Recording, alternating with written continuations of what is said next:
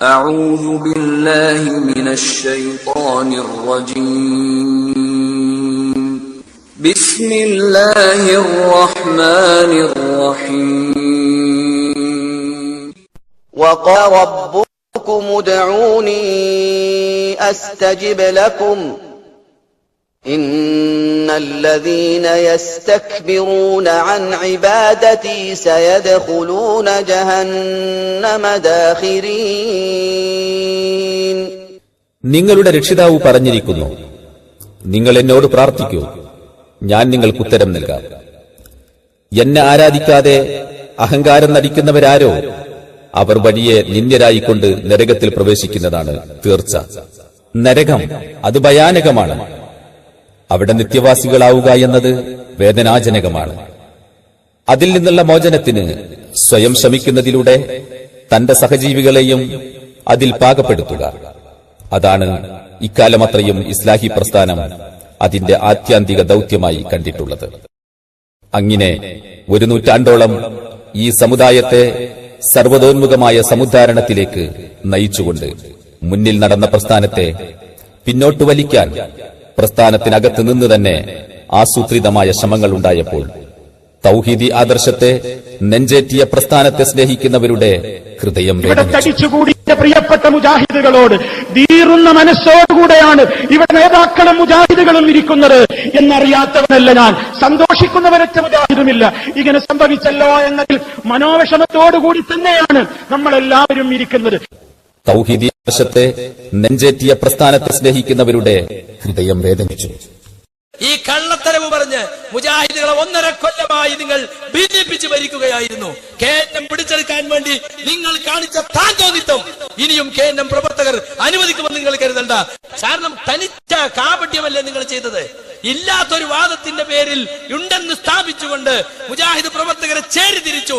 ആർത്തിയും അലച്ചയുമുള്ളവർ അധികാരത്തിലേക്ക് വന്നു. ദീനുൽ ഇസ്ലാമിനെ വെച്ചുകൊണ്ട് ആർത്തി മാറ്റാനും അലച്ച മാറ്റാനും അധികാരം നിലനിർത്താനും വൻകിട വ്യവസായികളെയും കൂട്ടുപിടിച്ചുകൊണ്ട് മുന്നോട്ട് പോയപ്പോൾ ഭരണകൂടത്തെ താങ്ങി നിർത്താൻ പറ്റുന്ന പൗരോഹിത്യത്തെയും കൂടി കിട്ടിയപ്പോൾ അവരെന്താണ് ചെയ്തത്? അവരുടെ ചിന്തകൾക്ക് എതിരായി ശബ്ദിക്കുന്ന ഉലമാക്കളുടെ നാക്കിന് കൂച്ചുവിലങ്ങിടാൻ ഏർപ്പാടുണ്ടാക്കി. നാക്കിന് ഊക്കുള്ള ഉലമാക്കൾ രംഗത്തു വന്നാൽ ഭരണകൂടത്തിനും വ്യവസായ ലോബിക്കും ദീനുൽ ഇസ്ലാമിനെ ഉപയോഗിച്ച് സുഖിക്കാൻ പറ്റുകയില്ല എന്ന വേർതിരിച്ചറിവുണ്ടായി. ഈ വൈദികരണങ്ങൾ ഞങ്ങൾ ഇറങ്ങിയപ്പോ ആളുകൾക്ക് കാര്യങ്ങൾ മനസ്സിലായി. സംഘടനത്തെ കൂട്ടിൽ നിർത്തിക്കൊണ്ട് നിങ്ങൾ വിചാരിച്ചു എതിര് പറയാൻ ഇവിടെ ആരും ഉണ്ടാവില്ല. സംഘടന ഇല്ലെങ്കിൽ ആളുകൾ കാര്യം മനസ്സിലാക്കാൻ സാധിക്കൂല. സംഘടനാ ചാനൽ ദുരുപയോഗം ചെയ്ത്, സംഘടനാ സ്ഥാപനങ്ങൾ ദുരുപയോഗം ചെയ്ത്, സംഘടനാ പ്രസിദ്ധീകരണം ദുരുപയോഗം ചെയ്ത്, സംഘടനാ ആസ്ഥാനം ദുരുപയോഗം ചെയ്ത് മുജാഹിദുകളിൽ നിന്ന് പിരിച്ചെടുത്ത സക്കാത്തിന്റെയും സദഖയുടെയും പൈസ ഉപയോഗിച്ച് നിങ്ങളെ കോക്കസിന്റെ താന്തോന്നിത്തമാണ് പ്രസ്ഥാനത്തിന്റെ പേരിലൂടെ നടത്തിയത്. അതിനി അനുവദിക്കുകയില്ല എന്ന് മുജാഹിദ് പ്രവർത്തകർ തീരുമാനിച്ചു കഴിഞ്ഞു. അതുകൊണ്ട് ഞാൻ ഓർമ്മപ്പെടുത്തുകയാണ്, ഈ വിവാദം നിങ്ങൾ അവസാനിപ്പിക്കണം. അങ്ങനെയാണ് ഹിദായ വിവാദ വിഷയവുമായി ബന്ധപ്പെട്ട ഒരു ഡോക്യുമെന്ററി പുറത്തിറക്കുന്നത്. പക്ഷേ ആ ഡോക്യുമെന്ററി ഒന്നിൽ പോലും ഈ ഹദീസിന്റെ മത്തിനിൽ ശിർക്കുണ്ടോ ഇല്ലേ എന്ന് ഇവിടെ ഒരു ചർച്ച നടന്നതായി അവർക്ക് എടുത്തു കാണിക്കാനായില്ല. മാത്രമല്ല കളവുകളും തിരിമറികളും കുത്തിനിറച്ച് പുറത്തിറക്കിയ ഇവയെല്ലാം ചവറ്റുകൊട്ടയിലേക്ക് നിക്ഷേപിക്കാൻ പോലും പറ്റാത്ത വിധം മ്ലേച്ഛമാണെന്ന് പലരും തിരിച്ചറിഞ്ഞു. നന്നായി പ്രവർത്തന ഫലമായി നാട് നീങ്ങിയ അന്ധവിശ്വാസങ്ങൾ തിരിച്ചുകൊണ്ടുവരാനുള്ള ഒരു വിഭാഗത്തിന്റെ ശ്രമങ്ങളാണ് പ്രസ്ഥാനത്തിലെ പ്രതിസന്ധിക്ക് കാരണമെന്ന് വന്നതോടെ മുജാഹിദുകൾ കൂടുതൽ പരിഹാസ്യരായി. ചിലർക്ക് തോന്നുന്നു ശൈത്താൻ എന്ന് പറയുമ്പോ അതൊക്കെ മോശല്ലേ, ശൈത്താൻ നമ്മളെ കൂടെ കയറുകയോ ജിന്നിനെ പറ്റി പറയുകയോ അതൊക്കെ പഴയ കാലത്തേക്ക് കൊണ്ടുപോകലല്ലേ, ഖുറാഫാത്തല്ലേ. ജിന്നിനെ കുറിച്ച് വിശ്വസിക്കുന്നത് ഖുറാഫാത്തല്ലയോ? അതുപോലെ തന്നെ ശൈത്താനെ കുറിച്ച് പറയുന്നത് ഖുറാഫാത്തല്ലയോ? അങ്ങനെ ഈ സമൂഹത്തെ അന്ധവിശ്വാസത്തിലേക്ക് വലിക്കുകയാണോ എന്ന് ഇസ്ലാഹി പ്രസ്ഥാനത്തിന്റെ തൗഹീദി പ്രചരണത്തിൽ താല്പര്യമില്ലാതെ ക്ഷമ കെട്ടുകൊണ്ട് പുറത്തുപോയ ചില കക്ഷികൾ പറയുന്നുണ്ട്. അവർക്ക് ശൈത്താനെ ഉൾക്കൊള്ളാൻ സാധ്യമല്ലാത്തതുകൊണ്ട് ശൈത്താൻ അവരെ കുറിച്ച് വലിയ സന്തോഷത്തിൽ തന്നെ. കാരണം ശൈത്താനെ നിഷേധിക്കുന്നവരോടാ ശൈത്താന് വലിയ കമ്പം. മുജാഹിദുകൾ എന്ന് പറഞ്ഞ് പരിപാടി നടത്തുമ്പോ എന്താണ് മുജാഹിദുകൾക്കുണ്ടായ ശിർക്ക് എന്ന് അത് പ്രചരിപ്പിച്ച മടമൂരികളെ നിങ്ങൾക്കത് പറഞ്ഞു തരേണ്ട ബാധ്യതയുണ്ട്. അതുകൊണ്ട് നിങ്ങൾ കേട്ടോ, വളരെ വ്യക്തമായി പറയുകയാണ്. ഇസ്ലാമിക ജീവിതം എന്ന് പറയുന്ന പുസ്തകം, ആ പുസ്തകത്തിൽ എന്താ പറഞ്ഞത്? ജിന്ന് മടവൂരികൾ ഇപ്പോ ചിരിക്കാൻ വലിയ കാത്തിരിപ്പുണ്ടാവും, പക്ഷെ ചിരിയൊന്നും വല്ല ആരെങ്കിലും അടുത്തോട്ട് നിക്കിട്ട് കൊടുത്തേക്കണം. മനസ്സിലായോ? വലിയ ചിരിയായിരുന്നു ഇതൊക്കെ പറയുമ്പോഴേ. ഇപ്പൊ വലിയ ചിരിയൊന്നും ഉണ്ടാവൂല ഞങ്ങൾക്കറിയാം. അതുകൊണ്ട് നന്നായി നിക്കിലിട്ട് ചിരിച്ചോ. മലയാളം മനസ്സിലായിട്ടില്ല എങ്കിൽ മലയാളത്തിൽ എഴുതി വെച്ചിട്ടുണ്ട്. അതെന്താ പറഞ്ഞത്? ജിന്ന് അഥവാ ഭൂതവർഗമാകട്ടെ മനുഷ്യരെക്കാൾ രൂക്ഷവും ഗതാഗത വേഗതയുള്ളതുമാണ്. അങ്ങനെ സാധാരണ മനുഷ്യർക്ക് കഴിയാത്ത പലതും അതിന് കഴിയുന്നു. എന്തേ? സാധാരണ മനുഷ്യർക്ക് കഴിയാത്ത പലതും അതിന് എന്ന് പറഞ്ഞ ജിന്നിന് കഴിയുന്നു. ശിർക്ക്. കാരണം എന്താ? ആ ജിന്നിന് കഴിയുന്നു എന്ന് പറഞ്ഞില്ലേ, അത് ശിർക്ക്. ആയിക്കോട്ടെ. 1, 2 അമാനുവല് പറയണേ. അങ്ങനെ നിങ്ങൾ അങ്ങോട്ട് കാണാത്ത വിധത്തിൽ അവർ നിങ്ങളെ കാണുന്നുവെന്ന് ഖുർആൻ സൂറത്ത് അറാഫിൽ പറയുന്നുണ്ട്. രക്തസഞ്ചാരമുള്ളയിടത്തെല്ലാം പിശാച് സഞ്ചരിക്കുമെന്ന് ഒരു നബിവാക്യത്തിൽ നാം കണ്ടു കഴിഞ്ഞല്ലോ. മനുഷ്യരെ വഴിപിഴപ്പിക്കാൻ നാനാവിധത്തിൽ പിശാച് ശ്രമിക്കുമെന്നും ഖുർആൻ പറഞ്ഞിട്ടുള്ളതാണ്. ആകയാൽ ഏതെങ്കിലും ഒരു പിശാചിനെ പ്രത്യേകം സേവിച്ചില്ലെങ്കിൽ കൂടി മറഞ്ഞ കാര്യം ഗണിച്ചും പ്രശ്നം നോക്കിയും പറയുന്ന കാര്യത്തിൽ പൈശാചിക സഹായം കിട്ടും. സേവിച്ചാലും കിട്ടും, സേവിച്ചില്ലെങ്കിലും കിട്ടും. സേവിച്ചാലും കിട്ടും, സേവിച്ചില്ലെങ്കിലും കിട്ടും. സക്കരിയാ സലാഹിയല്ല. അദൃശ്യ സൃഷ്ടികളായ ജിന്നുകളിൽ അതിരുകടന്ന വിശ്വാസങ്ങൾ അർപ്പിച്ച് അവയോട് സഹായം തേടുന്നത് ശിർക്കല്ല എന്ന പുത്തൻ വാദം മുവഹിദുകളെന്ന് നാം കരുതിയിരുന്നവരിൽ നിന്ന് തന്നെ കേട്ടുകൊണ്ടിരിക്കുന്നു. ഈ അദൃശ്യമായ മാർഗത്തിലൂടെ സഹായം ലഭിക്കുമെന്ന് നമ്മൾ വിശ്വസിച്ചത് എന്തിനെ പറ്റിയാണ്? അള്ളാഹുവിങ്കൽ നിന്നാണ് ലഭിക്കുക എന്നാണ്. ഇപ്പൊ ചില മുജാഹിദ് മൗലവിമാര് ജിന്ന്, ശൈത്താന് ഇതിന്റെയൊക്കെ സഹായങ്ങൾ ലഭിക്കും, മനുഷ്യരൂപത്തിൽ വന്ന് ലഭിക്കും എന്നൊക്കെ പറഞ്ഞുകൊണ്ട് പഴയകാല അന്ധവിശ്വാസത്തിലേക്ക്, ജിന്ന് സേവയിലേക്ക് മനുഷ്യനെ ക്ഷണിച്ചു കൊണ്ടുപോവുകയല്ലേ ചെയ്യുന്നത്? അല്ല സഹോദര, അല്ല അല്ല അല്ല. 1000 തവണ ആവർത്തിച്ച് ഉറപ്പിച്ചു പറയാൻ കഴിയും. ജിന്നിനെ സംബന്ധിച്ച്, ശൈത്താനെ സംബന്ധിച്ച് വിശുദ്ധ ഖുർആനില്, തിരുസുന്നത്തില് എന്തു വന്നു അതാണ് ഇസ്ലാഹി പ്രസ്ഥാനം പണ്ടും ഇന്നും വിശ്വസിച്ചുകൊണ്ടിരിക്കുന്നത്. അദൃശ്യ സൃഷ്ടികളായ ജിന്നുകളിൽ അതിരുകടന്ന വിശ്വാസങ്ങൾ അർപ്പിച്ച് അവയോട് സഹായം തേടുന്നത് ശിർക്കല്ല എന്ന പുത്തൻ വാദം മുവഹിദുകളെന്ന് നാം കരുതിയിരുന്നവരിൽ നിന്ന് തന്നെ കേട്ടുകൊണ്ടിരിക്കുന്നു. കളവ്.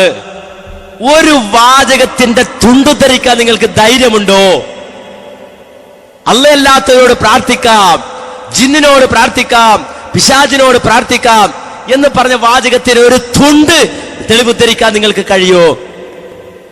അതോട്ട് ഇങ്ങനെ നടക്കരുത്. വല്ലാണ്ട് കളവേ പറയൂ, അതേ ശീലിച്ചിട്ടുള്ളൂ. ആ നിർബന്ധമായി മറ്റുള്ളവർ സ്വീകരിക്കണം. ആ നിലപാട് ശരിയല്ല. ഒരു വാചകത്തിന്റെ തുണ്ട് ജിന്നുകളോട് പ്രാർത്ഥിക്കാന്ന് മുജാഹിദുകൾ പറഞ്ഞത്രേ. അങ്ങനെ വാദിക്കണത്രേ. ഈ ചെറുക്കാണ്. മലക്കുൽ മൗത്തെ ആയുസ് നീട്ടി തരണെന്ന് പറഞ്ഞ ചെറുക്കാണ്. ജിന്നെ കാക്കണേ, ജിന്നെ രക്ഷിക്കുന്ന ചെറുക്കാണ്. പുഴയെന്ന് വിളിച്ചാലും, കുളിക്കടവെന്ന് വിളിച്ചാലും, ജനപ്രദേശത്ത് വിളിച്ചാലും, വിജനപ്രദേശത്ത് വിളിച്ചാലും ഒക്കെ ചെറുക്കന്നെയാണ്. ചില ആളുകൾ പറയാം വെള്ളത്തിൽ മുങ്ങുമ്പോ ജിന്നെ രക്ഷിക്കണേ എന്ന് പറഞ്ഞ ചെറുക്കാണ്. ഒരാൾ ഒരു വിജനമായ മരുഭൂമിയിൽ അകപ്പെട്ടു.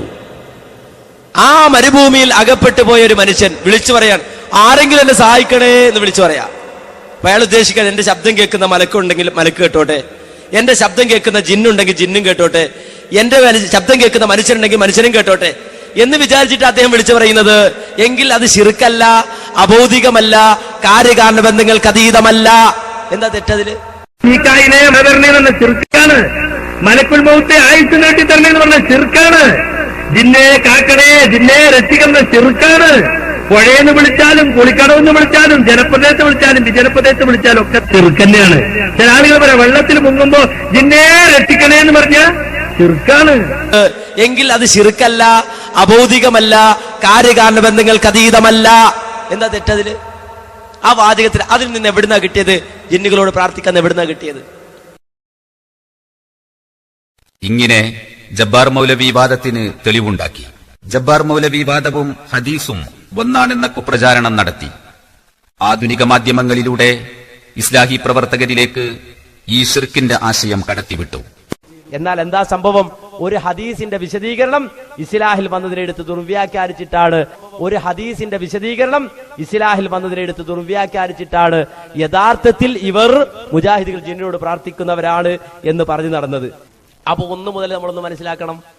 ആദ്യം നമ്മുടെ പേരിൽ ആരോപണ എന്ത് ജിന്നോട് പ്രാർത്ഥിക്കാൻ പറഞ്ഞു എന്ത് യാ ഇബാദല്ലാ ഈനുനി എന്ന ഹദീസിനെ വിശദീകരിച്ച് ഒരു മുസ്ലിയാർക്ക് മറുപടി പറഞ്ഞ ആ ഭാഗം എടുത്ത് ദുർവ്യാഖ്യാനിച്ചിട്ടാണ് നമ്മുടെ മേൽ ആരോപണം ഉന്നയിച്ചത്. ഇന്ന് ഇസ്ലാഹി പ്രസ്ഥാനത്തിനകത്ത് രൂപപ്പെട്ടിട്ടുള്ള ജിന്ന് വിവാദത്തിന് കാരണക്കാരനും തുടക്കക്കാരനുമാണ് അബ്ദുൽ ജബ്ബാർ മൗലവി എന്ന് എല്ലാവർക്കും അറിയാം. അദ്ദേഹത്തിന്റെ ഒരു ലേഖനത്തിൽ വന്ന പരാമർശം ഉയർത്തിപ്പിടിച്ചാണ് ഇവിടെ സർവ്വഫിത്തിനകൾക്കും ഇസ്ലാഹി പ്രസ്ഥാനത്തിന്റെ ശത്രുക്കൾ തുടക്കം കുറിച്ചത്.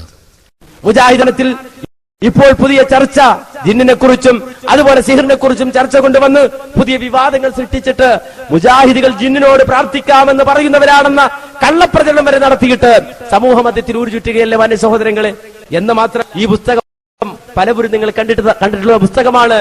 എന്താണ് ഈ പുസ്തകത്തിന്റെ പേര്? ജിന്ന് സിഹിർ ജ്യോത്സ്യം ഇസ്ലാമിക വീക്ഷണം. ആറ് പുസ്തകമാണിത്. Sheikh Abdul Aziz bin Baz. ഇത് പരിഭാഷപ്പെടുത്തിയതാര്? എം.എ. സുല്ലമി എന്ന ഒന്നാന്തരം മടവൂരി. മുജാഹിദ് പ്രസ്ഥാനം, ആ പ്രസ്ഥാനത്തിൽ ഇടക്കാലഘട്ടത്തിൽ ചില പ്രശ്നങ്ങൾ ഉണ്ടായപ്പോൾ ജമിയത്തുൽ ഉലമ അതിന് പരിഹാരം നിശ്ചയിച്ച് തീരുമാനം ഇറങ്ങിയതിന് പുറകെ സലഫി പബ്ലിക്കേഷൻ ഇല്ലാത്ത ഒരു പബ്ലിക്കേഷൻ പുറത്തിറക്കി, ഒരു ബുക്ക് പുറത്തിറക്കി, പ്രശ്നം വീണ്ടും ഉണ്ടാക്കിയതുപോലെ വീണ്ടും വീണ്ടും മാന്യ സഹോദരങ്ങളെ ഈ മുജാഹിദ് പ്രസ്ഥാനത്തെ വഞ്ചനയിലൂടെ ചതിയിലൂടെ പിളർത്തുവാൻ ശ്രമിച്ചതിന്റെ മറ്റൊരു ഉദാഹരണമാണ് ഈ പുസ്തകം നമ്മൾ മനസ്സിലാക്കേണ്ടതുണ്ട്. ഇന്ന് ഇസ്ലാഹി പ്രസ്ഥാനത്തിനകത്ത് രൂപപ്പെട്ടിട്ടുള്ള ജിന്ന് വിവാദത്തിന് കാരണക്കാരനും തുടക്കക്കാരനുമാണ് അബ്ദുൽ ജബ്ബാർ മൗലവി എന്ന് എല്ലാവർക്കും അറിയാം. അദ്ദേഹത്തിന്റെ ഒരു ലേഖനത്തിൽ വന്ന പരാമർശം ഉയർത്തിപ്പിടിച്ചാണ് ഇവിടെ സർവ്വഫിത്തിനകൾക്കും ഇസ്ലാഹി പ്രസ്ഥാനത്തിന്റെ ശത്രുക്കൾ തുടക്കം കുറിച്ചത്. ആരാണ് ജിന്ന് പിശാചിന്റെ ഈ വിഷയം ഇവിടെ കൊണ്ടുവന്നുകൊണ്ട് ഈ നാശം വിതറിയതെന്നറിയാമോ? ഒന്നാമതായി ആദ്യം തേൻ തൊട്ടു തേച്ചത്, അതിനുശേഷമാണ് ഈച്ച വന്നത്, പല്ലി വന്നത്, പല്ലിയെ പിടിക്കാൻ അവിടെ എലി വന്നത്, എലിയെ പിടിക്കാൻ പൂച്ച വന്നത്, പൂച്ചയെ നേരിടാൻ പട്ടി വന്നത്, പട്ടിയെ പിടിക്കാൻ മറ്റുള്ളവർ വന്നത്. ആദ്യം തേൻ തൊട്ടു തേച്ചത് എം.ഐ. മുഹമ്മദ് അലി സുല്ലമി എന്ന വിഘടിത വിഭാഗത്തിന്റെ പണ്ഡിത സംഘടനയുടെ വൈസ് പ്രസിഡന്റ് ആയിരുന്ന, ഇപ്പൊ ആണോ അല്ലേ എന്ന് എനിക്കറിയില്ല, ആ അദ്ദേഹമായിരുന്നു ആദ്യം ഇങ്ങനെ ഒരു സാധനം കള്ളത്തരത്തിൽ പരിഭാഷപ്പെടുത്തി മറ്റൊരാളുടെ പേര് വെച്ച് ഇല്ലാത്ത ഒരു പ്രസിദ്ധാലയത്തിന്റെ പ്രസിദ്ധീകരണാലയത്തിന്റെ പേര് വെച്ച് അച്ചടിച്ച് സ്വകാര്യമായി വിതരണം ചെയ്തത്. ഇന്ന് ഇസ്ലാഹി പ്രസ്ഥാനത്തിനകത്ത് രൂപപ്പെട്ടിട്ടുള്ള ജിന്ന് വിവാദത്തിന് കാരണക്കാരനും തുടക്കക്കാരനുമാണ് അബ്ദുൽ ജബ്ബാർ മൗലവി എന്ന് എല്ലാവർക്കും അറിയാം.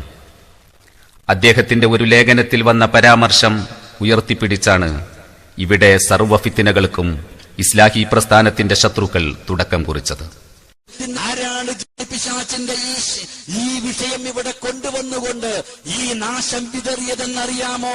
ഒന്നാമതായി ആദ്യം തേൻ തൊട്ടു തേച്ചത്, അതിനുശേഷമാണ് ഈച്ച വന്നത്, പല്ലി വന്നത്, പല്ലിയെ പിടിക്കാൻ അവിടെ എലി വന്നത്, എലിയെ പിടിക്കാൻ പൂച്ച വന്നത്, പൂച്ചയെ നേരിടാൻ പട്ടി വന്നത്, പട്ടിയെ പിടിക്കാൻ മറ്റുള്ളവർ വന്നത്.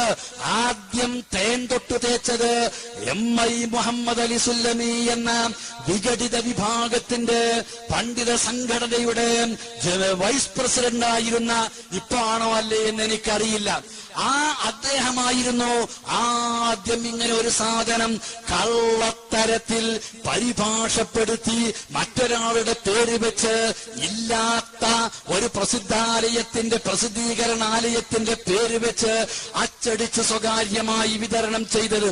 എന്നിട്ടോ അവസാനം പറഞ്ഞു നടന്നു എന്ത്?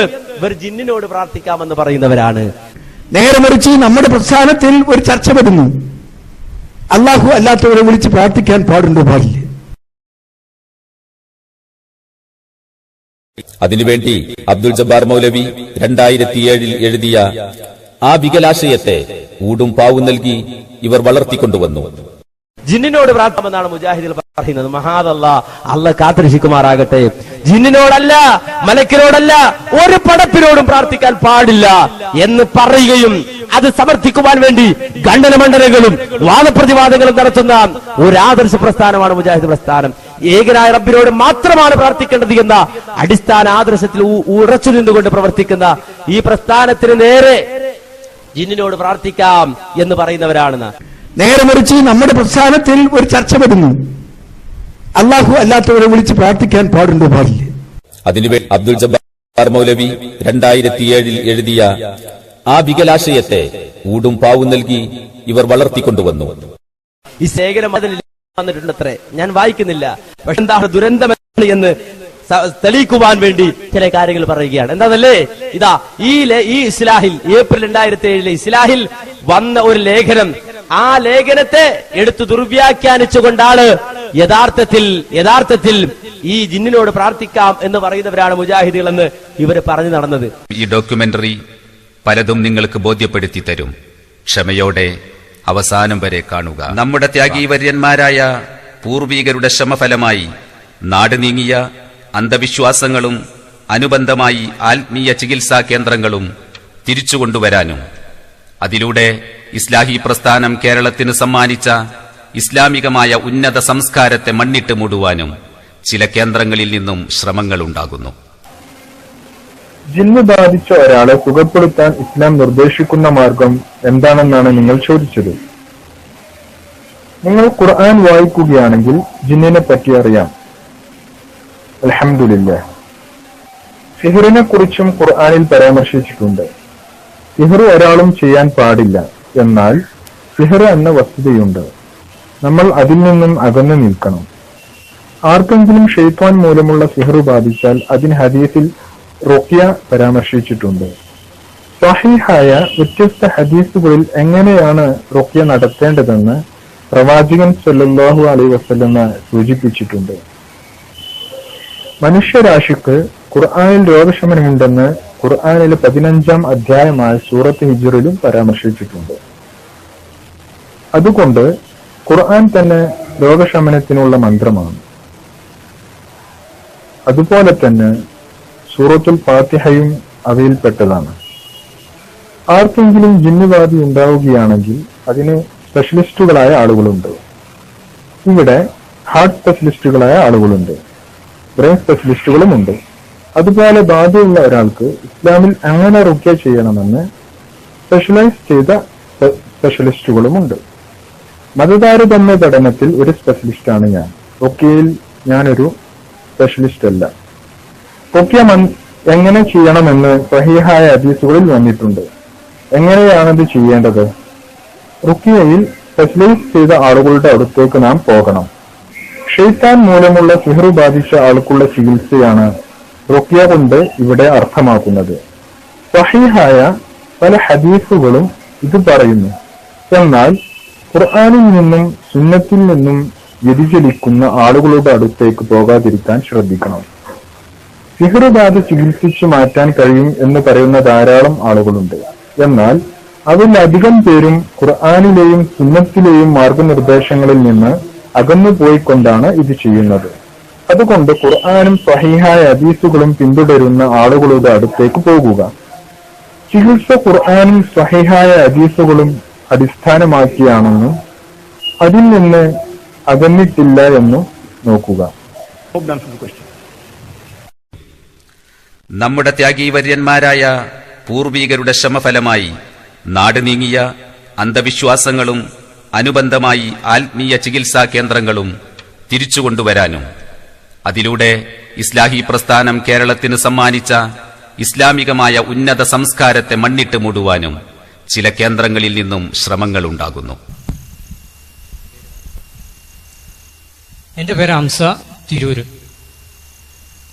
എനിക്ക് ചോദിക്കാനുള്ളത്, പ്രവാചകന് മാരണം ബാധിച്ചു എന്ന് മൗലവി സുബൈർ മങ്കടയുടെ കേസറ്റിൽ നിന്ന് കേൾക്കാൻ കഴിഞ്ഞു. അതുമായി ബന്ധപ്പെട്ട ഒരു ചോദ്യമാണ് എനിക്ക് ചോദിക്കാനുള്ളത്. നബി സല്ലല്ലാഹു അലൈഹി വസല്ലമക്ക് മാരണം ബാധിക്കുകയും അതിന്റെ ഫലമായി ഇല്ലാത്തത് ഉണ്ട് എന്നും ചെയ്യാത്തത് ചെയ്തു എന്നും തോന്നുന്ന തരത്തിലുള്ള മാനസിക വിഭ്രാന്തി ഉണ്ടായി എന്നും താങ്കളുടെ സംവാദ സ്റ്റേജുകളിൽ കാണാറുള്ള മൗലവി സുബൈർ മങ്കടയും ഡോക്ടർ സുബൈറും ഖുർആനും ഹദീസും വിശദീകരിച്ചുകൊണ്ട് സമർത്ഥിക്കുന്നു. മാരണപ്രക്രിയ മൂലം ബാധ ഏൽക്കുകയും മാനസിക വിഭ്രാന്തി ഉണ്ടാവുകയും ചെയ്യുന്ന ഒരു വികല വ്യക്തിത്വത്തിന്റെ ഉടമയിലൂടെ അവതരിക്കപ്പെട്ടു എന്ന് പറയുന്ന ഖുർആൻ മനുഷ്യർക്ക് എല്ലാ തലത്തിലും മാർഗദർശനം നൽകുന്ന ഒന്നാണ് എന്ന് പറയുന്നതിലെ യുക്തി മനസ്സിലാകുന്നില്ല.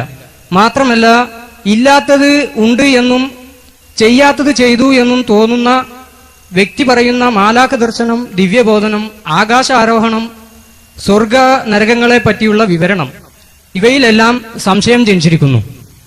വ്യക്തമായ വിശദീകരണം പ്രതീക്ഷിക്കുന്നു. ഒരു മനുഷ്യന്, ഒരു സാധാരണ മനുഷ്യന് ഉണ്ടാകാവുന്ന പ്രയാസങ്ങൾ പ്രവാചകനും ഉണ്ടാകാം എന്ന് കാണിച്ചു കൊടുക്കുകയും അങ്ങനെ പ്രയാസങ്ങൾ ഉണ്ടാകുമ്പോൾ സ്വാഭാവികമായി തന്നെ ദൈവിക മാർഗദർശന പ്രകാരമല്ലാതെയുള്ള മാർഗങ്ങളിലേക്ക് വഴിതിരിഞ്ഞു പോകുന്ന ആളുകൾ പലപ്പോഴും കാണാറുണ്ട്. ഇങ്ങനെ എന്തെങ്കിലും ഒരു പ്രശ്നമുണ്ട്, മാനസിക പ്രശ്നമുണ്ടാകുമ്പോൾ ആ പ്രശ്നങ്ങളിൽ എന്ത് ചെയ്യണമെന്നറിയാതെ പലപ്പോഴും മാന്ത്രികന്മാരുടെയും അതേപോലെ തന്നെ ഇതേപോലെയുള്ള ആളുകളുടെയും അടുക്കൽ പോയി അതിന് പകരം ചെയ്യുവാൻ എന്ന രീതിയിൽ പല ദുഷ്ടപ്രവർത്തനങ്ങളും ചെയ്യുകയും അങ്ങനെ ആ ദുഷ്ടപ്രവർത്തനങ്ങൾ വഴി ഒരുപാട് കുഴപ്പമുണ്ടാവുകയും ചെയ്യുന്ന അവസ്ഥാവിശേഷങ്ങൾ പലപ്പോഴും ഉണ്ടാകാറുണ്ട്. വ്യക്തികളുടെ മനോരോഗത്തിന് മാത്രമല്ല, കുടുംബങ്ങളുടെ ചിത്രതക്കും സാമൂഹ്യമായ പ്രശ്നങ്ങൾക്കുമെല്ലാം കാരണമാകാറുണ്ട് ഇത്തരം ക്ഷുദ്രമായ പ്രവർത്തനങ്ങൾ. അതുകൊണ്ട് തന്നെ ഇങ്ങനെ ആർക്കെങ്കിലും എന്തെങ്കിലും പ്രയാസങ്ങൾ തോന്നിയാൽ ഇവൻ ആരാണത് പറയാൻ? എവിടുന്നാണ് ഇവന് വിവരം കിട്ടിയത്? ശൈത്താൻ കയറിയതാണ് ഇവന്റെ മേത്ത്, ജിന്ന് കൂടിയതാണ്, അതാണ് ഇവന്റെ തലവേദന, അതാണ് ഇവന്റെ വയറുവേദന. ഇത് പറയാൻ ഇവൻ ആരാണ്? ആർക്കാണ് ഇത് പറയാൻ സാധിക്കുക? ഒരാളുടെ ശരീരത്തിൽ പിശാച് കയറിയിട്ടുണ്ടെന്ന് പറയാൻ വഹയുള്ള പ്രവാചകനല്ലാതെ ഒരാൾക്കും സാധ്യമല്ല. വഹയുള്ള പ്രവാചകൻ അറിയാം, അല്ലാത്ത ഒരാൾക്കും അതറിയാൻ ഒരു മാർഗവുമില്ല. ഇങ്ങനെ ആർക്കെങ്കിലും എന്തെങ്കിലും പ്രയാസങ്ങൾ തോന്നിയാൽ, മാനസികമായി എന്തെങ്കിലും പ്രയാസങ്ങൾ തോന്നുകയും അതെന്തെങ്കിലും ക്ഷുദ്ര പ്രവർത്തനങ്ങൾ കൊണ്ടാണ് എന്ന് വരികയും ചെയ്താൽ ആ രംഗത്ത് എന്തു ചെയ്യേണ്ടതുണ്ട്, എങ്ങനെ വർത്തിക്കേണ്ടതുണ്ട് എന്ന് മാതൃകയായി കാണിച്ചു കൊടുക്കേണ്ടത് പ്രവാചകന്റെ ബാധ്യത തന്നെയാണ്. ആ പ്രവാചക ബാധ്യതയെ പടച്ച തമ്പുരാൻ എന്ത് ചെയ്യണം, തനിക്ക് ഒരു പ്രശ്നമുണ്ടാകുമ്പോൾ, ഈ രൂപത്തിലുള്ള പ്രശ്നം ഉണ്ടാകുമ്പോൾ എന്ത് ചെയ്യണം എന്ന് ലോകത്തിന് കാണിച്ചു കൊടുക്കേണ്ടത്, പിൽക്കാലഘട്ടത്തിൽ വരുന്ന ആളുകൾക്ക് കാണിച്ചു കൊടുക്കേണ്ടത് പ്രവാചകനിലൂടെയാണ് എന്നുള്ളത് കൊണ്ട് തന്നെയായിരിക്കണം പ്രവാചകന്റെ ജീവിതത്തിലും ഇങ്ങനെ ഒരു സംഭവം ഉള്ളതായി ഹദീസ് ഗ്രന്ഥങ്ങൾ രേഖപ്പെടുത്തപ്പെട്ടത്. തീർച്ചയായും പ്രവാചകൻ ഒരു മനുഷ്യൻ എന്നുള്ള നിലക്ക് അദ്ദേഹം ലോകത്തുള്ള മുഴുവനും മനുഷ്യർക്കും മാതൃക എന്നുള്ള നിലക്ക് ലോകത്തുള്ള ഈ മനുഷ്യർക്ക്, ലോകത്ത് പിന്നീട് കടന്നു വരാനുള്ള ആളുകൾക്ക് ഈ രൂപത്തിലുള്ള എന്തെങ്കിലും പ്രയാസങ്ങൾ ഉണ്ടാവുകയാണെങ്കിൽ അവരെന്ത് ചെയ്യണം എന്ന് അവർക്ക് ഗവേഷണം ചെയ്യേണ്ട ഒരു വിഷയമായി മാറ്റിവെക്കുകയല്ല ഇസ്ലാം ചെയ്തിട്ടുള്ളത്. മറിച്ച് ആ രംഗത്തും പ്രവാചകന്റെ ജീവിതത്തിൽ തന്നെ ഒരു മാതൃക കാണിച്ചു കൊടുക്കുകയാണ് ഈ സംഭവത്തിലൂടെ ചെയ്തത് എന്നാണ് ഞാൻ മനസ്സിലാക്കുന്നത്. ഇവൻ ആരാണത് പറയാൻ? എവിടുന്നാണ് ഇവന് വിവരം കിട്ടിയത്? ശൈത്താൻ കയറിയതാണ് ഇവന്റെ മേത്ത്, ജിന്ന് കൂടിയതാണ്, അതാണ് ഇവന്റെ തലവേദന, അതാണ് ഇവന്റെ വയറുവേദന. ഇത് പറയാൻ ഇവൻ ആരാണ്? ആർക്കാണ് ഇത് പറയാൻ സാധിക്കുക? ഒരാളുടെ ശരീരത്തിൽ പിശാച് കയറിയിട്ടുണ്ടെന്ന് പറയാൻ വഹയുള്ള പ്രവാചകനല്ലാതെ ഒരാൾക്കും സാധ്യമല്ല. വഹയുള്ള പ്രവാചകൻ അറിയാം, അല്ലാത്ത ഒരാൾക്കും അതറിയാൻ ഒരു മാർഗവുമില്ല. തീർച്ചയായും പ്രവാചകൻ ഒരു മനുഷ്യൻ എന്നുള്ള നിലക്ക് അദ്ദേഹം ലോകത്തുള്ള മുഴുവനും മനുഷ്യർക്കും മാതൃക എന്നുള്ള നിലക്ക് ലോകത്തുള്ള ഈ മനുഷ്യർക്ക്, ലോകത്ത് പിന്നീട് കടന്നു വരാനുള്ള ആളുകൾക്ക് ഈ രൂപത്തിലുള്ള എന്തെങ്കിലും പ്രയാസങ്ങൾ ഉണ്ടാവുകയാണെങ്കിൽ അവരെന്ത് ചെയ്യണം എന്ന് അവർക്ക് ഗവേഷണം ചെയ്യേണ്ട ഒരു വിഷയമായി മാറ്റിവെക്കുകയല്ല ഇസ്ലാം ചെയ്തിട്ടുള്ളത്. മറിച്ച് ആ രംഗത്തും പ്രവാചകന്റെ ജീവിതത്തിൽ തന്നെ ഒരു മാതൃക കാണിച്ചു കൊടുക്കുകയാണ് ഈ സംഭവത്തിലൂടെ ചെയ്തത് എന്നാണ് ഞാൻ മനസ്സിലാക്കുന്നത്. സുഹൃത്ത് വിചാരിക്കുന്നത് പോലെ നിച്ച് ഓഫ് ട്രൂത്തിന്റെ വേദികളിൽ പ്രത്യക്ഷപ്പെടുന്ന ആളുകളല്ല സുഹൃത്ത് പറഞ്ഞതുപോലെയുള്ള സുഹൃത്ത് പറഞ്ഞ പണ്ഡിതന്മാർ. അവര് പ്രഗത്ഭരായ മറ്റ് രംഗങ്ങളിലുള്ള ഹദീസ് രംഗങ്ങളിലുള്ള പണ്ഡിതന്മാരാണ്. അവര് ഹദീസുകൾ വിശദീകരിക്കും വിശദീകരിച്ചുകൊണ്ട് കാര്യങ്ങൾ പറഞ്ഞിട്ടുണ്ടാകും എന്നാണ് എനിക്ക് സൂചിപ്പിക്കാനുള്ളത്. ഇവിടെ എനിക്ക് പറയുവാനുള്ളത് ഇതാണ്: പ്രവാചകൻ ഒരു മാതൃകാ പുരുഷനാണ്. ആ പ്രവാചകൻ മാതൃകാ പുരുഷൻ എന്നുള്ള നിലക്ക് സ്വാഭാവികമായി അവസാന നാൾ വരെയുള്ള മനുഷ്യർക്ക് ഉണ്ടാകുന്ന പ്രശ്നങ്ങളിൽ അവർ എന്ത് നിലപാട് സ്വീകരിക്കണം എന്നുള്ള വിഷയം കൃത്യമായി പഠിപ്പിക്കേണ്ടതുണ്ട്. പ്രവാചകന്റെ ജീവിതത്തിൽ ഉണ്ടാകുന്ന പ്രശ്നങ്ങളിൽ ഒരു പ്രതിസന്ധികളിൽ അദ്ദേഹം എന്ത് നിലപാട് സ്വീകരിച്ചു എന്നതാണ് അവസാന നാൾ വരെയുള്ള മുസ്ലിങ്ങൾക്ക് മുഴുവനുമുള്ള മാതൃക. ഒരാൾക്ക് എന്തെങ്കിലും വിഭ്രാന്തി ഉണ്ടാവുകയും അതൊരു ക്ഷുദ്ര പ്രവർത്തനം കൊണ്ടാണ് എന്ന് ബോധ്യപ്പെടുകയും ചെയ്യുമ്പോൾ അയാൾ ചെയ്യേണ്ടത് എന്താണ്? പ്രവാചകൻ ജീവിതത്തിലൂടെ മാതൃക കാണിച്ചു കൊടുക്കുകയായിരുന്നു. അയാൾ ചെയ്യേണ്ടത് അതിനെതിരെ ഉള്ള പ്രവർത്തനങ്ങൾ നടത്തുകയോ അതിനെതിരെ എന്തെങ്കിലും കാര്യങ്ങൾ ഏതെങ്കിലും ദുർമന്ത്രവാദികളെ സമീപിക്കുകയോ ചെയ്യുകയില്ല. ദൈവം തമ്പുരാനിൽ നിന്ന്, സൃഷ്ടികർത്താവായ തമ്പുരാനിൽ നിന്ന് ശരണം തേടുകയും ആ ശരണ പ്രാർത്ഥനയും അതോടൊപ്പം തന്നെ മറ്റ് ഈ പ്രാർത്ഥനകളും എല്ലാം നിർവഹിക്കുകയാണ് വേണ്ടത് എന്ന് ജീവിതത്തിലൂടെ കാണിച്ചു കൊടുക്കുകയായിരുന്നു ഈ സംഭവത്തിലൂടെ എന്നാണ് ഞാൻ മനസ്സിലാക്കുന്നത്. ഇവൻ ആരാണത് പറയാൻ? എവിടുന്നാണ് ഇവന് വിവരം കിട്ടിയത്? ശൈത്താൻ കയറിയതാണ് ഇവന്റെ മേത്ത്, ജിന്ന് കൂടിയതാണ്, അതാണ് ഇവന്റെ തലവേദന, അതാണ് ഇവന്റെ വയറുവേദന. ഇത് പറയാൻ ഇവൻ ആരാണ്? ആർക്കാണ് ഇത് പറയാൻ സാധിക്കുക?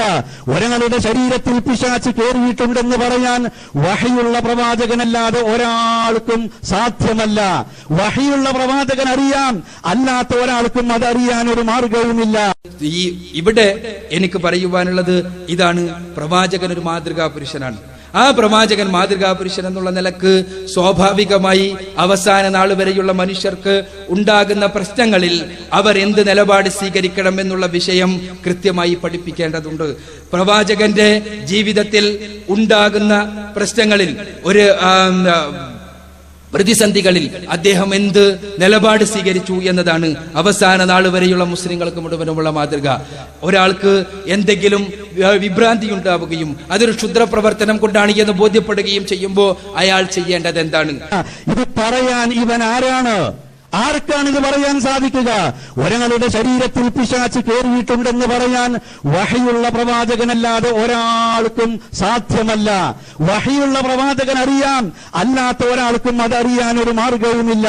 ഒരാൾക്ക് എന്തെങ്കിലും വിഭ്രാന്തി ഉണ്ടാവുകയും അതൊരു ക്ഷുദ്ര പ്രവർത്തനം കൊണ്ടാണ് എന്ന് ബോധ്യപ്പെടുകയും ചെയ്യുമ്പോൾ അയാൾ ചെയ്യേണ്ടത് എന്താണ്? ഒരാൾക്ക് എന്തെങ്കിലും വിഭ്രാന്തി ഉണ്ടാവുകയും അതൊരു ക്ഷുദ്ര പ്രവർത്തനം കൊണ്ടാണ് എന്ന് ബോധ്യപ്പെടുകയും ചെയ്യുമ്പോൾ അയാൾ ചെയ്യേണ്ടത് എന്താണ്? പ്രവാചകൻ ജീവിതത്തിലൂടെ മാതൃക കാണിച്ചു കൊടുക്കുകയായിരുന്നു. അയാൾ ചെയ്യേണ്ടത് അതിനെതിരെ ഉള്ള പ്രവർത്തനങ്ങൾ നടത്തുകയോ അതിനെതിരെ എന്തെങ്കിലും കാര്യങ്ങൾ ഏതെങ്കിലും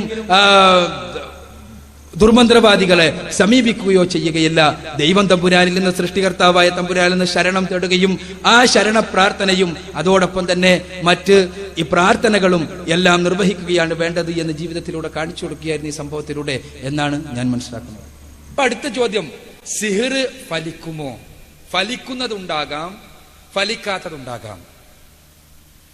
ഇവിടെ ഇതിന്റെ പേരിൽ നടക്കുന്ന 99% കാര്യങ്ങളും തട്ടിപ്പ, ശുദ്ധ തട്ടിപ്പ നമ്മുടെ നാട്ടിൽ നടക്കുന്നത്. അതേസമയം മനുഷ്യരെ ചില മാർഗങ്ങൾ ഉപയോഗിച്ചുകൊണ്ട് മനസ്സിനെയും അതേപോലെ തന്നെ ശരീരത്തെയും എല്ലാം പല കോലങ്ങളിൽ നിയന്ത്രിക്കാൻ കഴിയുമെന്ന് ആധുനിക ശാസ്ത്രം പോലും പഠിപ്പിക്കുന്നു. ഇപ്പോ ഹിപ്നോട്ടിസം. എന്താണ് ഹിപ്നോട്ടിസത്തിന്റെ മെക്കാനിക്സ്? അതിന്റെ ഹിപ്നോട്ടൈസ് ചെയ്യാൻ പഠിക്കാൻ ഒരാൾക്ക് കഴിയും, പക്ഷെ അതിന്റെ മെക്കാനിക്സ് പൂർണ്ണമായി നമുക്ക് ഇന്നും മനസ്സിലായി കഴിഞ്ഞിട്ടില്ല. മെക്കാനിക്സ് എന്ന് പറഞ്ഞാൽ ഹിപ്നോട്ടിസം നടക്കുമ്പോൾ നമ്മൾ ഒരു ഹിപ്നോട്ടിക് നിദ്രക്ക് വിധേയമാകുന്ന മനുഷ്യനും ഹിപ്നോട്ടിക് നിദ്ര നടത്തുന്ന ഇയാളും തമ്മിലുള്ള ബന്ധം എന്താണ്? അവിടെ എന്താണ് സംഭവിക്കുന്നത്? ഇയാളുടെ ഓർഡറുകൾ, ഇയാളുടെ കൽപ്പനകൾ ഇയാൾ അനുസരിക്കുന്നുണ്ട്. അതിന് എന്താണ്? പലരും പല വിശദീകരണങ്ങൾ നൽകിയിട്ടുണ്ട്, പക്ഷെ അതിന്റെ മെക്കാനിക്സ് പൂർണ്ണമായിട്ടൊന്നും മനസ്സിലായിട്ടില്ല. അപ്പൊ ഞാൻ പറഞ്ഞു വരുന്നത് എന്താണെന്ന് വെച്ചാൽ, ചില നമുക്ക് വിശദീകരിക്കാൻ സാധ്യമല്ലാത്ത കാര്യങ്ങൾ ഉണ്ടാകാം. ആ സാധ്യമല്ലാത്ത കാര്യങ്ങൾ സ്വാഭാവികമായും മനുഷ്യരെ സ്വാധീനിക്കുന്ന കാര്യങ്ങൾ ഉണ്ടാകാം. പിശാചി എന്ന് പറഞ്ഞാൽ പലതരത്തിലും മനുഷ്യനെ സ്വാധീനിക്കുവാനും വഴിതെറ്റിക്കുവാനും വേണ്ടി പരിശ്രമിക്കും. ഈ രൂപത്തിൽ മനുഷ്യരെ പ്രയാസപ്പെടുത്തുന്ന പൈശാചികമായ പ്രയാസങ്ങൾ ഉണ്ടായിരിക്കാം. അങ്ങനെ ഉണ്ട് എന്നൊരാൾക്ക് തോന്നിയാൽ ഇത് പറയാൻ ഇവൻ ആരാണ്? ആർക്കാണ് ഇത് പറയാൻ സാധിക്കുക? ഒരാളുടെ ശരീരത്തിൽ പിശാച് കയറിയിട്ടുണ്ടെന്ന് പറയാൻ വഹയുള്ള പ്രവാചകനല്ലാതെ ഒരാൾക്കും സാധ്യമല്ല. വഹയുള്ള പ്രവാചകൻ അറിയാം, അല്ലാത്ത ഒരാൾക്കും അതറിയാൻ ഒരു മാർഗവുമില്ല. പിശാച് എന്ന് പറഞ്ഞാൽ പലതരത്തിലും മനുഷ്യനെ സ്വാധീനിക്കുവാനും വഴിതെറ്റിക്കുവാനും വേണ്ടി പരിശ്രമിക്കും. ഈ രൂപത്തിൽ മനുഷ്യരെ പ്രയാസപ്പെടുത്തുന്ന പൈശാചികമായ പ്രയാസങ്ങൾ ഉണ്ടായിരിക്കാം. ഇത് പറയാൻ ഇവൻ ആരാണ്? ആർക്കാണ് ഇത് പറയാൻ സാധിക്കുക? ഒരാളുടെ ശരീരത്തിൽ പിശാച് കയറിയിട്ടുണ്ടെന്ന് പറയാൻ വഹയുള്ള പ്രവാചകനല്ലാതെ ഒരാൾക്കും സാധ്യമല്ല. വഹയുള്ള പ്രവാചകൻ അറിയാം, അല്ലാത്ത ഒരാൾക്കും അതറിയാൻ ഒരു മാർഗവുമില്ല. ഈ രൂപത്തിൽ മനുഷ്യരെ പ്രയാസപ്പെടുത്തുന്ന പൈശാചികമായ പ്രയാസങ്ങൾ ഉണ്ടായിരിക്കാം. അങ്ങനെ ഉണ്ട് എന്നൊരാൾക്ക് തോന്നിയാൽ അയാൾ എന്താ ചെയ്യേണ്ടത്? ഒരു പൈശാചിക പ്രയാസപ്പെടേണ്ടായിട്ടുണ്ട്, അതിന് പകരം വേറൊരു പിശാചിനെ അങ്ങോട്ട് വിടുക. എന്താ, ഒരു പാട്രിയറ്റ് മിസൈൽ അയക്കണായി അങ്ങോട്ടും വിടുക എന്ന്. അങ്ങനത്തെ ഒരു ഏർപ്പാടാണോ? അല്ല. പ്രവാചകൻ സല്ലല്ലാഹു അലൈഹി വസല്ലം പഠിപ്പിച്ചത്, ഒരാൾക്ക് അങ്ങനത്തെ വല്ല പ്രയാസവും ഉണ്ടായതായി തോന്നിയാൽ അയാൾ ചെയ്യേണ്ടത് എന്താണ്? റസൂലുള്ളാഹി സ്വല്ലല്ലാഹു അലൈഹി വസല്ലം പഠിപ്പിച്ചത് പ്രകാരം പരിശുദ്ധ ഖുർആനിലെ അവസാനത്തെ 3 സൂറത്തുകൾ ഓതുകയും പടച്ചതമ്പുരാനോട് പ്രാർത്ഥിക്കുകയും ചെയ്യുകയാണ്. അതേപോലെ തന്നെ പരിശുദ്ധ ഖുർആനിലെ 2-ാമത്തെ അധ്യായം സൂറത്തുൽ ബഖറയിലെ 255-ാമത്തെ വചനം ആയത്തുൽ കുർസി, അത് ഓതി പടച്ചതമ്പുരാനോട് പ്രാർത്ഥിക്കുകയാണ് ചെയ്യേണ്ടത്. ഇതാണ് ഇത്തരം എന്തുണ്ടെങ്കിലും അയാൾക്കുള്ള ഏത് പ്രയാസമുണ്ടെങ്കിലും ഒരു മുസ്ലിം ചെയ്യേണ്ട കാര്യം. ഇനി വേറെ ഒരു സംഭവം, 2-3 സംഭവങ്ങൾ.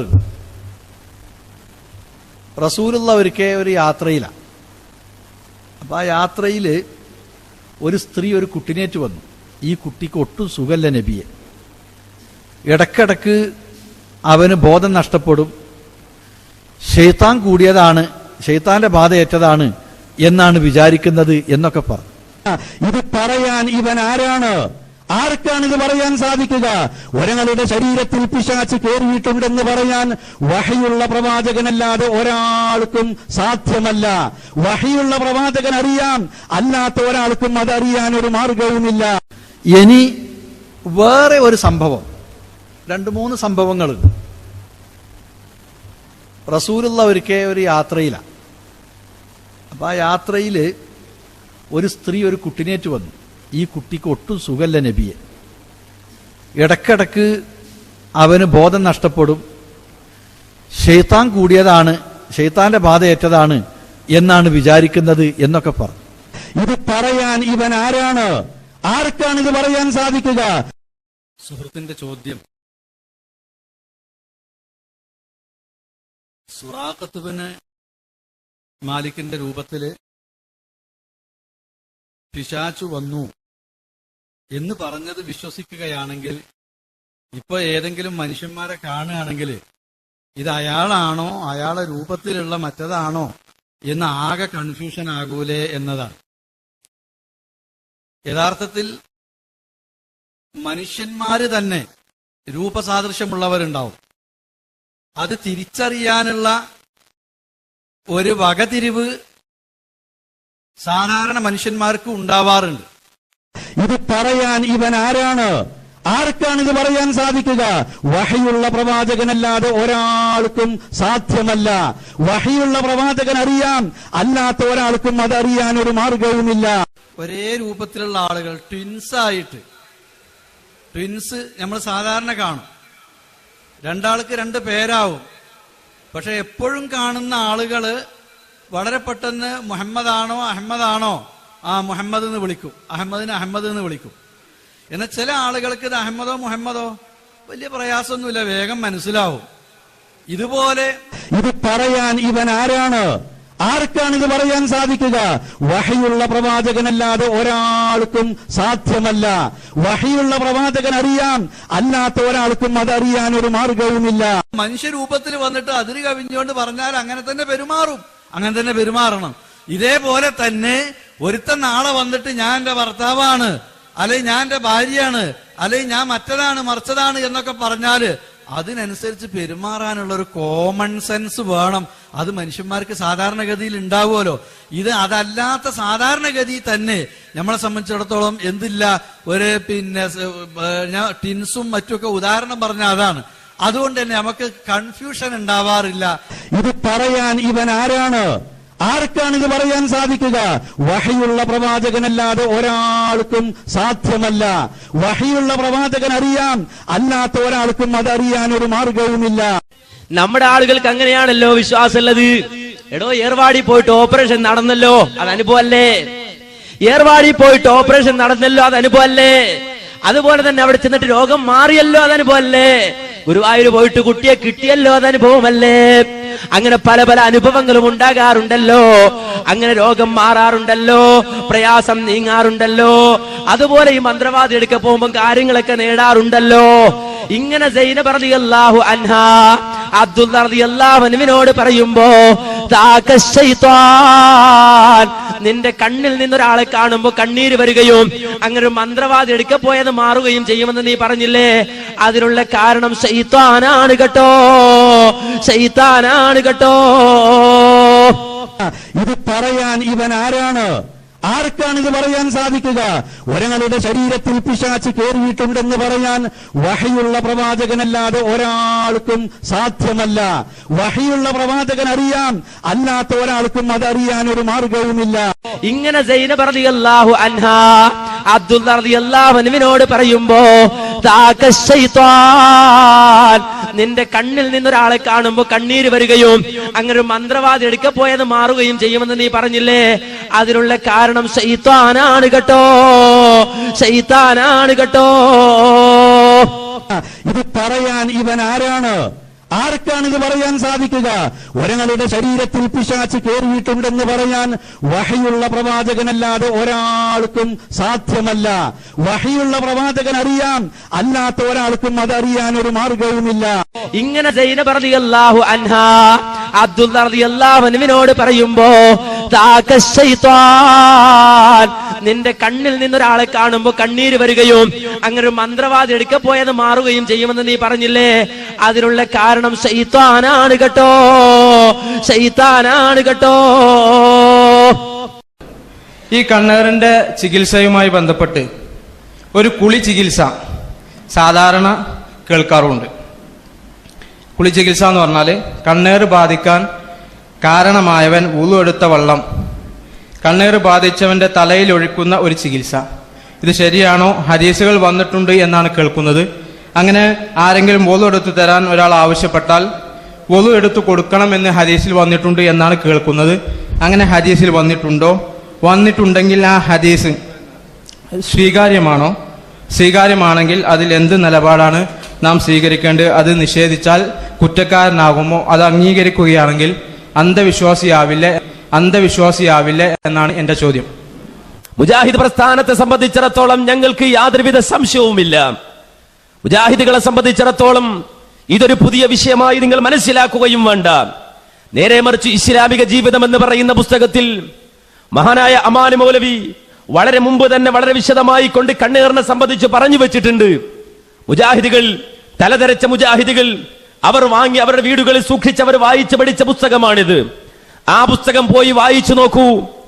അതല്ല, നിങ്ങൾക്ക് ഉദ്ധരിക്കാവുന്ന ഹദീസുകൾ ഉണ്ടെങ്കിൽ ആ ഹദീസുകൾ ഇമാം മുസ്ലിം ഒന്നിന് പുറകെ ഒന്നായി ഉദ്ധരിച്ചിട്ടുണ്ടെങ്കിൽ ഇമാം മുസ്ലിമിലെ ആ ഹദീസുകൾ വായിച്ചു നോക്കൂ.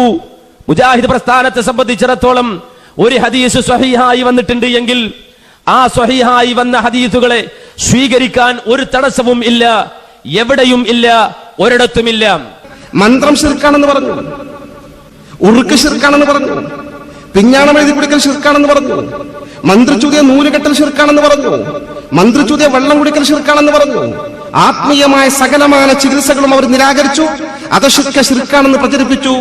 ആ നിലയിൽ വ്യാപകമായ പ്രചരണവുമായി മുന്നോട്ട് പോയ ജനവിഭാഗം എത്രത്തോളം എന്ന് വെച്ചാൽ യഥാർത്ഥത്തിൽ ജിന്ന് പിശാചുകളുമായി ബന്ധപ്പെട്ട് അപൂർവമായി ചില ആളുകൾക്കെങ്കിലും ഉണ്ടാകുന്ന രോഗങ്ങൾക്ക് ലോകത്തെന്നും എക്കാലവും മന്ത്രം അത്തരത്തിലുള്ള ആത്മീയ ചികിത്സകളാണ് അഷ്റഫുൽ ഖൽഖ് മുഹമ്മദ് മുസ്തഫ സ്വല്ലല്ലാഹു അലൈഹി വസല്ലം പഠിപ്പിച്ചിട്ടുള്ളത്.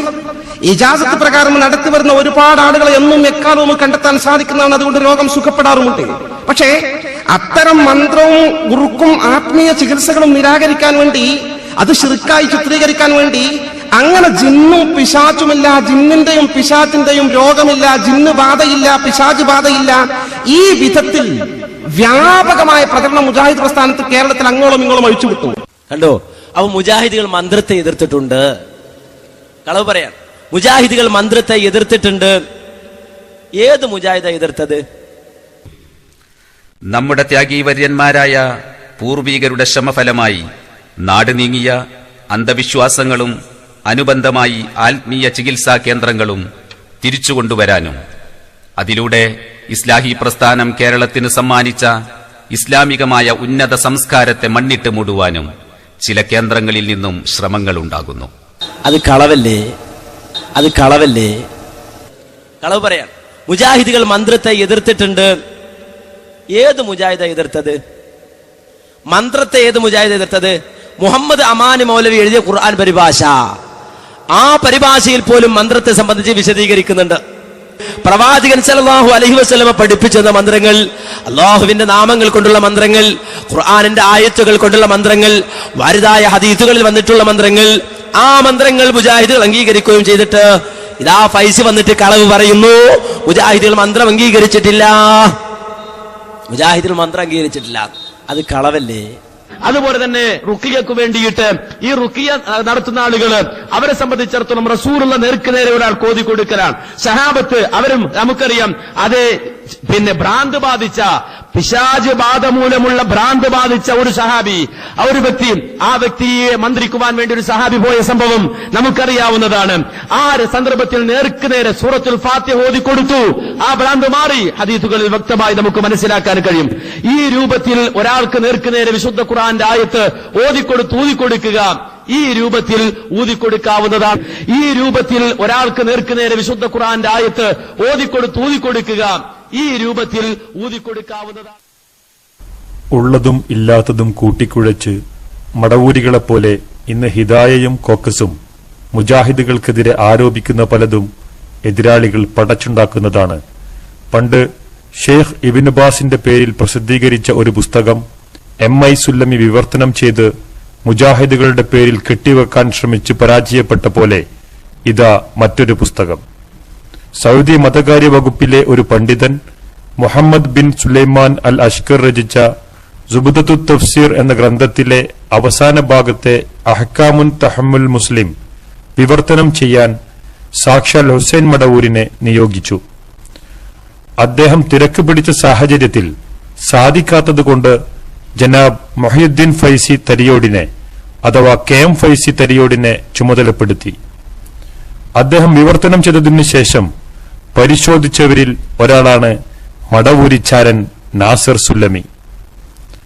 അങ്ങനെ മടവൂരികളുടെ കൈക്ക് പുറത്തു വന്ന നിങ്ങൾ സ്ക്രീനിൽ കാണുന്ന ഇസ്ലാമിക പാഠങ്ങൾ എന്ന പുസ്തകത്തെ ആസ്പദമാക്കി വൈജ്ഞാനിക മത്സര പരീക്ഷ സംഘടിപ്പിച്ചതോ അറേബ്യയിലെ കോക്കസിന്റെ കേന്ദ്രവും ആസ്ഥാനവുമായ റിയാദ് ഇന്ത്യൻ ഇസ്ലാഹി സെന്ററും. പ്രസ്തുത പുസ്തകത്തിലെ 144-ാമത്തെ പേജിൽ കൊടുത്ത കണ്ണേറിനും സിഹ്റിനുമുള്ള കുളി ചികിത്സ പൊക്കിക്കാണിച്ച് മടവൂരികൾ മുജാഹിദുകളെ ഏറെ പരിഹസിക്കാറുണ്ട്. ഇത് MT വിഷൻ വെറുതെ പറയുകയല്ല. മുജാഹിദുകൾ അന്ധവിശ്വാസത്തിലേക്ക് പോയി എന്ന് തെളിയിക്കാൻ അലിമദനി മൊറയൂർ നടത്തുന്ന ഈ വിരോധാഭാസം നിങ്ങളൊന്ന് കാണുക. ഇസ്ലാമിക പാഠങ്ങൾ ഇത് ഇവരുടെ കഴിഞ്ഞ വർഷം അതിന്റെ മുമ്പത്തെ വർഷം KNM ഹജ്ജ് ഗ്രൂപ്പിൽ പോയ ആളുകൾക്ക് വിതരണം ചെയ്തിട്ടുള്ള പുസ്തകമാണ്. എന്താ പുസ്തകം എന്ന് പറയുന്നത്? മുഹമ്മദ് ബിൻ സുലൈമാൻ അൽ അഷ്കർ അസൽ ജിന്ന്. ഇവർ ഈ പ്രചരിപ്പിക്കുന്ന അന്ധവിശ്വാസങ്ങൾ മുഴുവൻ ഇയാളുടെ പുസ്തകത്തിൽ നിന്നാണ്. അദ്ദേഹത്തിന്റെ ഒരു 5 ജുസ് പരിഭാഷ എന്നിട്ട് മലയാളത്തിൽ കുറെ അതിനോട് കൂട്ടിച്ചേർത്ത് കൊടുത്തിട്ടുണ്ട്. ഇതൊന്ന് വായിച്ചു കേൾപ്പിച്ചറിയാണ്. സിഗർ വലിച്ചാൽ ഉണ്ടാവുന്ന ലക്ഷണമൊക്കെ ഉണ്ട് ഇതില്. നിങ്ങൾക്കൊക്കെ ഉണ്ടോന്നൊന്നും മനസ്സിലാക്കാലോ. അധ്യക്ഷന് അതുപോലെ തന്നെ പ്രാസംഗികനൊക്കെ എന്റെ ചികിത്സയും പറയുന്നു.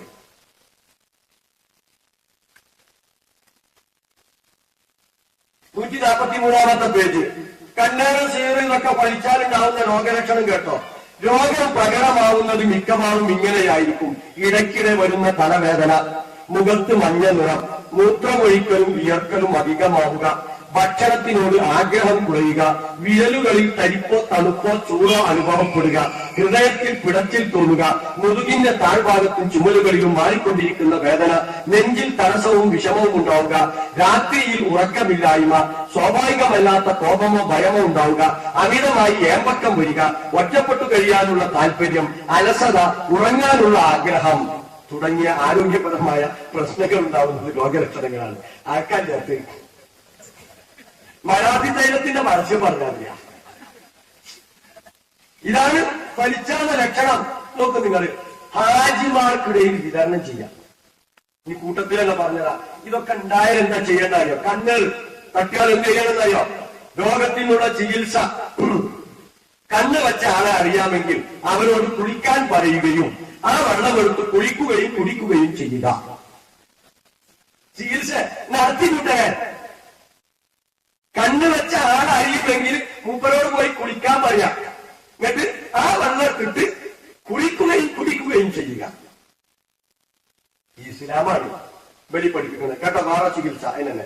അല്ലെങ്കിൽ അവൻ കുടിച്ചതിന്റെയോ തിന്നതിന്റെയോ ബാക്കിയോ സ്പർശിച്ച വല്ലതുമോ എടുക്കുക, എന്നിട്ട് അതിൽ വെള്ളം ചേർത്ത് കണ്ണേറ് ബാധിച്ചവൻ കുളിക്കുകയും കുടിക്കുകയും ചെയ്യുക. ഓൻ കഴിച്ചതിന്റെ ബാക്കിയൊക്കെ എടുക്കുക. ഒന്ന് ബീഡിക്കൊക്കെ തോന്നിയോ തൊക്കതിന്റെ. ആളാരാണെന്ന് അറിയില്ലെങ്കിൽ സമരത്തിന് വേണ്ടി മന്ത്രവും പ്രാർത്ഥനയും നടത്തുക, കൊമ്പ് വെക്കുകയും ചെയ്യുക. ആളാരാണെന്ന് അറിയില്ലെങ്കിൽ പ്രാർത്ഥിച്ചോളിയല്ലോ, പിന്നെ കൊമ്പും വെച്ചാളിയോ. പണ്ടുണ്ടായിരുന്ന ഒരു ചികിത്സ അല്ലെ, മുടിയൊക്കെ കുറച്ച് ഒഴിവാക്കിയിട്ട് രക്തമൊക്കെ പിന്നെ കേടുള്ള രക്തമൊക്കെ ഒഴിവാക്കുന്ന രീതി. ചികിത്സ നീ കേട്ടോ. വേറെ ചികിത്സ, മാരണം കൊണ്ടുണ്ടായാലുള്ള ചികിത്സ കേട്ടോ. 7 താഴി ഇലந்த ഇലകൾ എടുത്ത് പൊടിച്ച് അതിൽ 3 പ്രാവശ്യം കാഫിറൂൻ, ഇഖ്ലാസ്, ഫലക്ക്, നാസ് എന്നീ സൂറത്തുകൾ പാരായണം ചെയ്യുക. ശേഷം അത് വെള്ളത്തിൽ ചേർത്ത് കുളിക്കുകയും കുടിക്കുകയും ചെയ്യുക. എല്ലാത്തിനും കുടിക്കലും കുളിക്കലും.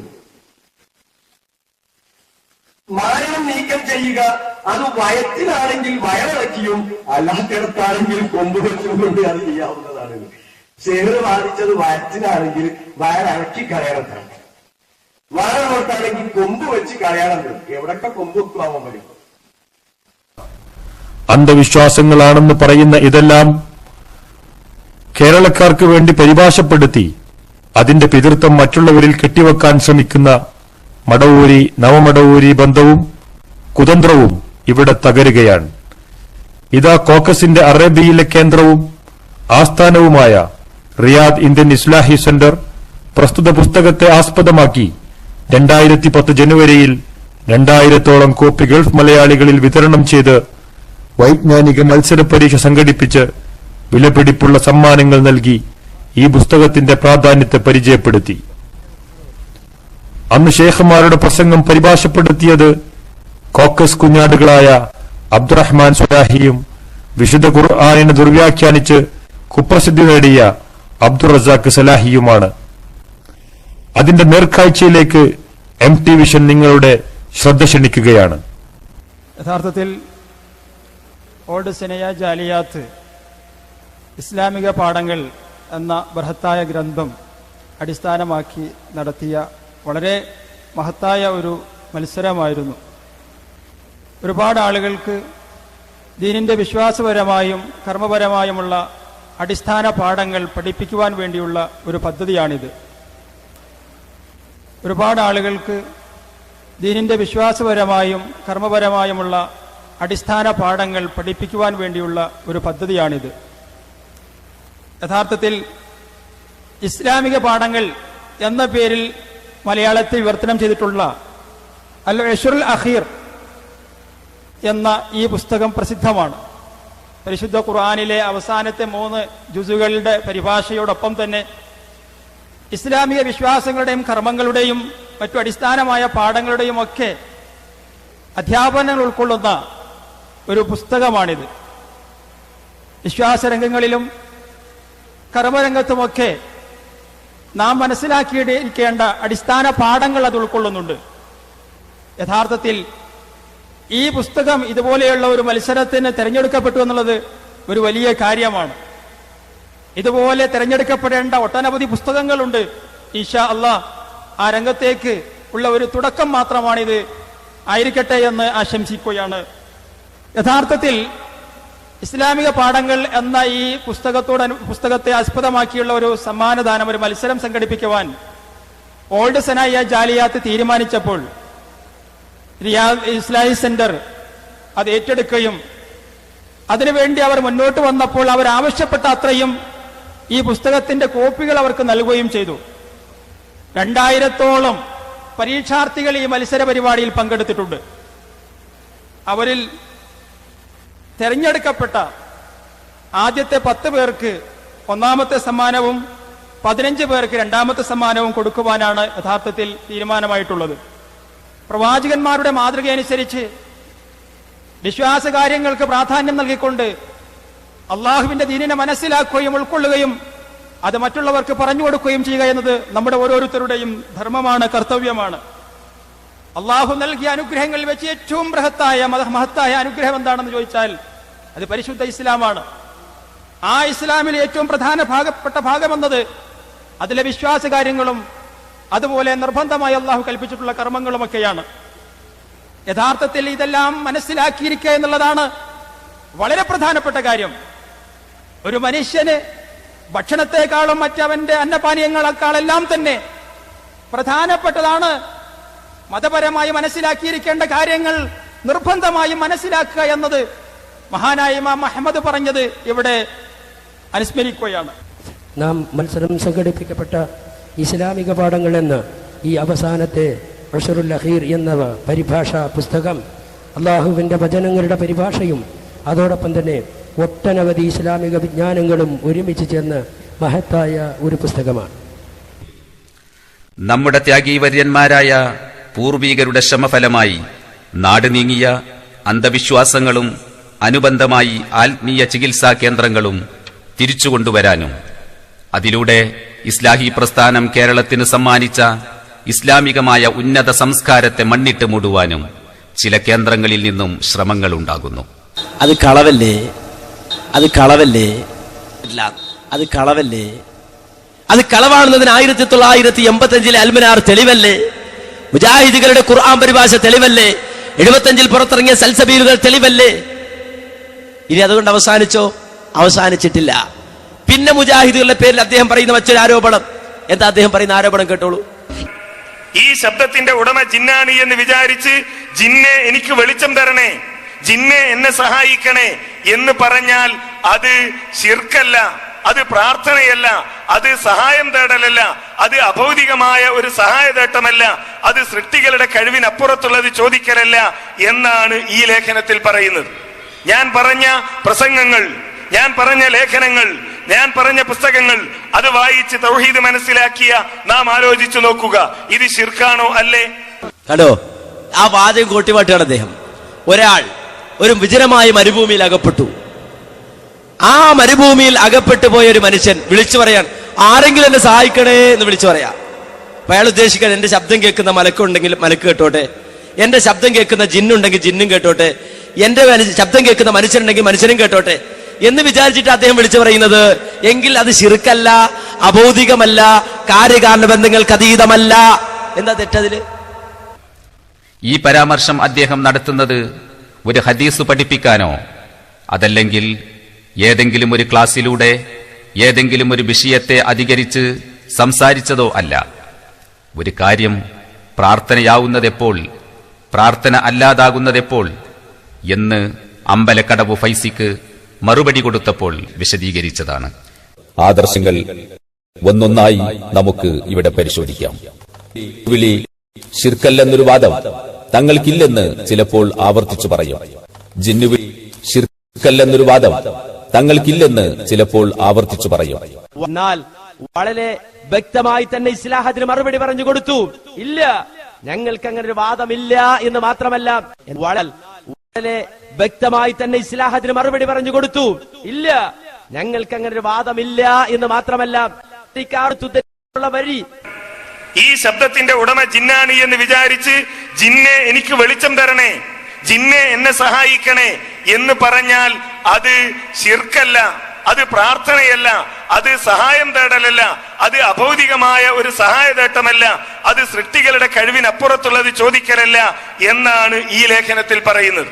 ഇവർ എടുത്തു തരാറുള്ള വരി, ആ വരി ആ ഉദ്ദേശത്തിൽ എഴുതിയതോ അത് സമർത്ഥിക്കുന്നതോ അല്ല എന്ന് മാത്രമല്ല, നമ്മുടെ ജീവിതത്തിലെ ഒരു സാഹചര്യത്തിലും ജിന്നിനോട് സഹായം തേടാൻ ഖുർആനിലും ഹദീസിലും തെളിവില്ല. ഇത്തരം ദുഷ്പ്രചരണങ്ങളെ കരുതിയിരിക്കുക എന്ന് വളരെ വ്യക്തമായി ഇസ്ലാഹ് തന്നെ പരസ്യം ചെയ്യുകയും അതിനുശേഷവും പഴയ വാദം ആവർത്തിക്കുകയും ചെയ്തു. എന്നാൽ എന്താ സംഭവം? ഒരു ഹദീസിന്റെ വിശദീകരണം ഇസ്ലാഹിൽ വന്നതിനെടുത്ത് ദുർവ്യാഖ്യാനിച്ചിട്ടാണ് യഥാർത്ഥത്തിൽ ഇവർ മുജാഹിദുകൾ ജിന്നിനോട് പ്രാർത്ഥിക്കുന്നവരാണ് എന്ന് പറഞ്ഞു നടന്നത്. അതന്നെ ഹാലിറും ഖാദിറും ഹയ്യുമായ മുസ്ലിം ജിന്നിനോട് സഹായം ചോദിക്കുന്നത് അഭൗതികമോ പ്രാർത്ഥനയോ അല്ലെന്ന് പറയും. അപ്പൊ ജിന്നുകൾക്ക് കഴിവ് നൽകപ്പെട്ട വിഷയത്തിൽ ഏതെങ്കിലും ഒരാൾ സഹായം ചോദിച്ചാൽ അതിനെയും പ്രാർത്ഥനയാണ് എന്ന് പറയാൻ കഴിയില്ല. ഒരു ഉദാഹരണം പറഞ്ഞുതരാം. ഇപ്പൊ ഒരു ജിന്ന് ഇവിടെ വരികയാണ്. ആ ജിന്നിനെ സംബന്ധിച്ചിടത്തോളം ഏതെങ്കിലും ഒരു രൂപത്തിൽ ഇവിടെ വന്നു, എനിക്ക് അയാളെ കാണാം. അയാളെ സംബന്ധിച്ചിടത്തോളം അയാളെ ഞാനോട് സംസാരിക്കണം. എന്താ ജിന്ന സുഖാണോ, എവിടുന്നാ വരുന്നത്, എങ്ങനെയുണ്ട് എന്ന് അയാളോട് സംസാരിച്ചാൽ അത് അഭൗതികമല്ല. അയാളെ സംബന്ധിച്ചിടത്തോളം അങ്ങനെ ചോദിച്ചതുകൊണ്ട് ശിർക്കാവുകയുമില്ല. കുളിക്കടവെന്ന് വിളിച്ചാലും ജനപ്രദേശത്ത് വിളിച്ചാലും വിജനപ്രദേശത്ത് വിളിച്ചാലും ഒക്കെ ചെറുക്കന്നെയാണ്. ചില ആളുകൾ പറയാം വെള്ളത്തിൽ മുങ്ങുമ്പോ ജിന്നേ രക്ഷിക്കണേ എന്ന് പറഞ്ഞ എന്താണ് കരയിൽ പുഴയിൽ വീണ് മുങ്ങിച്ചാവുന്ന ഒരു മനുഷ്യൻ കരയിലേക്ക് നോക്കിയപ്പോ ഒരു ജിന്ന് നീക്കുന്നു. അവൻ കണ്ടു. അതിനോട് ചോദിക്കൽ ശിർക്കാണ്. ശിർക്കുമല്ല, ഹറാമല്ല, ജായിസാണ്. പുഴയാലും കുളിക്കടവെന്ന് വിളിച്ചാലും ജനപ്രദേശത്ത് വിളിച്ചാലും വിജനപ്രദേശത്ത് വിളിച്ചാലും ഒക്കെ ചെറുക്കന്നെയാണ്. ചില ആളുകൾ പറയാം വെള്ളത്തിൽ മുങ്ങുമ്പോ ജിന്നേ രക്ഷിക്കണേ എന്ന് പറഞ്ഞ ചെറുക്കാണ്. അത് ജിന്നിനെ വിളിച്ചുള്ള പ്രാർത്ഥനയാണ്, യാതൊരു സംശയമല്ല. എന്താണ് കരയിൽ പുഴയിൽ വീണ് മുങ്ങിച്ചാവുന്ന ഒരു മനുഷ്യൻ കരയിലേക്ക് നോക്കിയപ്പോ ഒരു ജിന്ന് നീക്കുന്നു. അവൻ കണ്ടു. അതിനോട് ചോദിക്കൽ ശിർക്കാണ്. ശിർക്കുമല്ല, ഹറാമല്ല, ജായിസാണ്. അത് ശിർക്കല്ല, അഭൗതികമല്ല, കാര്യകാരണ ബന്ധങ്ങൾക്ക് അതീതമല്ല. എന്താ തെറ്റതില്? ആ വാചകത്തിൽ അതിൽ നിന്ന് എവിടുന്നാ കിട്ടിയത്? ജിന്നുകളോട് പ്രാർത്ഥിക്കാൻ എവിടുന്നാ കിട്ടിയത്? ഇപ്പൊ ഒരു സ്ഥലത്ത് മലക്കുണ്ട്, മലക്കിന്റെ സാന്നിധ്യമുണ്ട്, പക്ഷേ മലക്കിനെ കാണുന്നില്ല. എന്നാൽ മലക്കിനോട് ചോദിക്കാമോ? ഒരു പ്രശ്നവുമില്ല. ഇപ്പൊ ഒരു സ്ഥലത്ത് മലക്കുണ്ട്, മലക്കിന്റെ സാന്നിധ്യമുണ്ട്, പക്ഷേ മലക്കിനെ കാണുന്നില്ല. എന്നാൽ മലക്കിനോട് ചോദിക്കാമോ? ഒരു പ്രശ്നവുമില്ല. ഒരാൾ ഒരു വിജനമായ മരുഭൂമിയിൽ അകപ്പെട്ടു. ആ മരുഭൂമിയിൽ അകപ്പെട്ടു പോയ ഒരു മനുഷ്യൻ വിളിച്ചു പറയാൻ, ആരെങ്കിലും എന്നെ സഹായിക്കണേ എന്ന് വിളിച്ചു പറയാ. അപ്പൊ അയാൾ ഉദ്ദേശിക്കാൻ, എന്റെ ശബ്ദം കേൾക്കുന്ന മലക്കുണ്ടെങ്കിൽ മലക്ക് കേട്ടോട്ടെ, എന്റെ ശബ്ദം കേൾക്കുന്ന ജിന്നുണ്ടെങ്കിൽ ജിന്നും കേട്ടോട്ടെ, എന്റെ ശബ്ദം കേൾക്കുന്ന മനുഷ്യനുണ്ടെങ്കിൽ മനുഷ്യനും കേട്ടോട്ടെ എന്ന് വിചാരിച്ചിട്ട് അദ്ദേഹം വിളിച്ചു പറയുന്നത്. എങ്കിൽ അത് ശിർക്കല്ല, അഭൗതികമല്ല, കാര്യകാരണ ബന്ധങ്ങൾക്ക് അതീതമല്ല. എന്താ തെറ്റതില്? അതേ നാവുകൊണ്ട് തന്നെ സുലൈമാൻ നബിയുടെയും ഹാജറാബിയുടെയും ചരിത്രമുദ്ധരിച്ച് അതിനെ ന്യായീകരിക്കും. അയാളെ സംബന്ധിച്ചിടത്തോളം അങ്ങനെ ചോദിച്ചതുകൊണ്ട് ശിർക്കാവുകയുമില്ല. ഇനി മാത്രമല്ല, വിശുദ്ധ ഖുർആൻ തന്നെ പരിശോധിച്ചാൽ സുലൈമാൻ നബി അലൈഹിസ്സലാത്തു വസ്സലാം ജിന്നുകളോട് സംസാരിക്കുന്നു, ജിന്നുകളെ കൊണ്ട് പല പണി എടുപ്പിക്കുന്നു, ബന്നാവുകൾ ഉണ്ടായിരുന്നു എന്ന് മടവൂരികൾ തന്നെ സമ്മതിക്കുന്നുണ്ട്. വിശുദ്ധ ഖുർആനാണ്, ഞാൻ മടവൂരി ചേർത്തി പറയുമ്പോൾ നിങ്ങൾ തെറ്റിദ്ധരിക്കണ്ട. വിശുദ്ധ ഖുർആൻ തന്നെ പറയാണ് സുലൈമാൻ നബിയുടെ സന്നിധിയിൽ ജിന്നുകൾ ഉണ്ടായിരുന്നു, ആ ജിന്നുകളെ കൊണ്ട് സുലൈമാൻ നബി പണിയെടുപ്പിച്ചിരുന്നു. അപ്പൊ അധീനമാക്കി കൊടുത്തിട്ടല്ലേന്നാ? അപ്പൊ ജിന്നാണല്ലോ, സംഗതി മനുഷ്യനായില്ലല്ലോ. അധീനപ്പെടുത്തിയത് കൊണ്ട് മനുഷ്യനല്ലാതാകുന്നില്ല. ജിന്നായ രൂപത്തിൽ തന്നെ സുലൈമാൻ നബിയുടെ മുന്നിൽ ജിന്ന് വന്നിരുന്നു. ഇഫ്രീത്ത് അടക്കമുള്ളവരുണ്ട്. മഹാനായ സുലൈമാൻ നബി അലൈഹി സ്വലാം അവരെ കൊണ്ട് പണിയെടുപ്പിക്കുന്നു, അവര് പണിയെടുക്കുന്നു, സുലൈമാൻ നബി അവരുമായി സംസാരിക്കുന്നു. അത് ശിർക്കല്ല. അതേ നാവുകൊണ്ട് തന്നെ സുലൈമാൻ നബിയുടെയും ഹാജറാബിയുടെയും ചരിത്രമുദ്ധരിച്ച് അതിനെ ന്യായീകരിക്കും. ഹാജറ ബീവി ആ മക്കയിൽ അകപ്പെട്ടു പോയ ഘട്ടം, ഹാജറ ബീവി ആ മക്കയിൽ അകപ്പെട്ടു പോയ ഘട്ടം, ആ അകപ്പെട്ടു പോയ ഘട്ടത്തില് മക്കയിൽ അകപ്പെട്ടു പോയ ഘട്ടത്തിൽ ജിബ്രീൽ വന്നു. ജിബ്രീലിന്റെ ശബ്ദം കേട്ടു.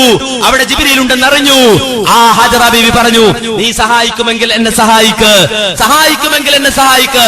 അവിടെ ഒരു ശബ്ദമുണ്ട്, ശബ്ദം കേൾക്കുന്ന പരിധിയിൽ ഒന്നുണ്ട് എന്ന് മനസ്സിലാക്കിയിട്ട് എന്നെ സഹായിക്കുമെങ്കിൽ സഹായിക്കൂ എന്ന് പറഞ്ഞാൽ അത് തെറ്റാണ്, അത് കുറ്റകരമാണ് എന്ന് ഒരാളും പറഞ്ഞിട്ടില്ല, പറയുകയും ഇല്ല.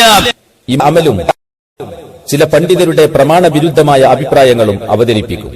അപ്പൊ കണ്ണുകൊണ്ട് കാണാത്തതിനോട് അതിന്റെ സാന്നിധ്യം ഉറപ്പിച്ച് താൻ കേൾക്കുന്നിടത്ത് അതുണ്ട് എന്ന് മനസ്സിലാക്കിയിട്ട് അവരോട് എന്തെങ്കിലും സഹായം തേടാമോ? അത് തെറ്റല്ല, കുറ്റകരമല്ല എന്ന് കിട്ടും എന്നാണ് ഈ ഹദീസിന്റെ അടിസ്ഥാനത്തിൽ ഷൗക്കാനി പറഞ്ഞിട്ടുള്ളത്. അതുകൊണ്ട് ഞങ്ങളെ സംബന്ധിച്ചിടത്തോളം അതിൽ തർക്കിക്കേണ്ട കാര്യം ഇല്ല, അഭിപ്രായ വ്യത്യാസം ഉണ്ടാകേണ്ട കാര്യമില്ല, അഭിപ്രായ വ്യത്യാസം പറയേണ്ട കാര്യമില്ല. മനുഷ്യനെ സംബന്ധിച്ചിടത്തോളം ജിന്നും മലക്കും അഭൗതികമാണെന്ന് പറഞ്ഞ പ്രസ്ഥാനത്തിന്റെ നിലപാടിനെ കൊഞ്ഞനം കുത്തി ഇനി ഇത് അഭൗതികമല്ലേ? തീർച്ചയായും അഭൗതികമാണ്. ഇനി ഇത് അഭൗതികമല്ലേ? തീർച്ചയായും അഭൗതികമാണ്. ആ വിശ്വാസം ശിർക്കാണ്. അഭൗതികമായി ഗൈബിയായ നിലക്ക് സഹായിക്കും, അത് ശിർക്കാണ്.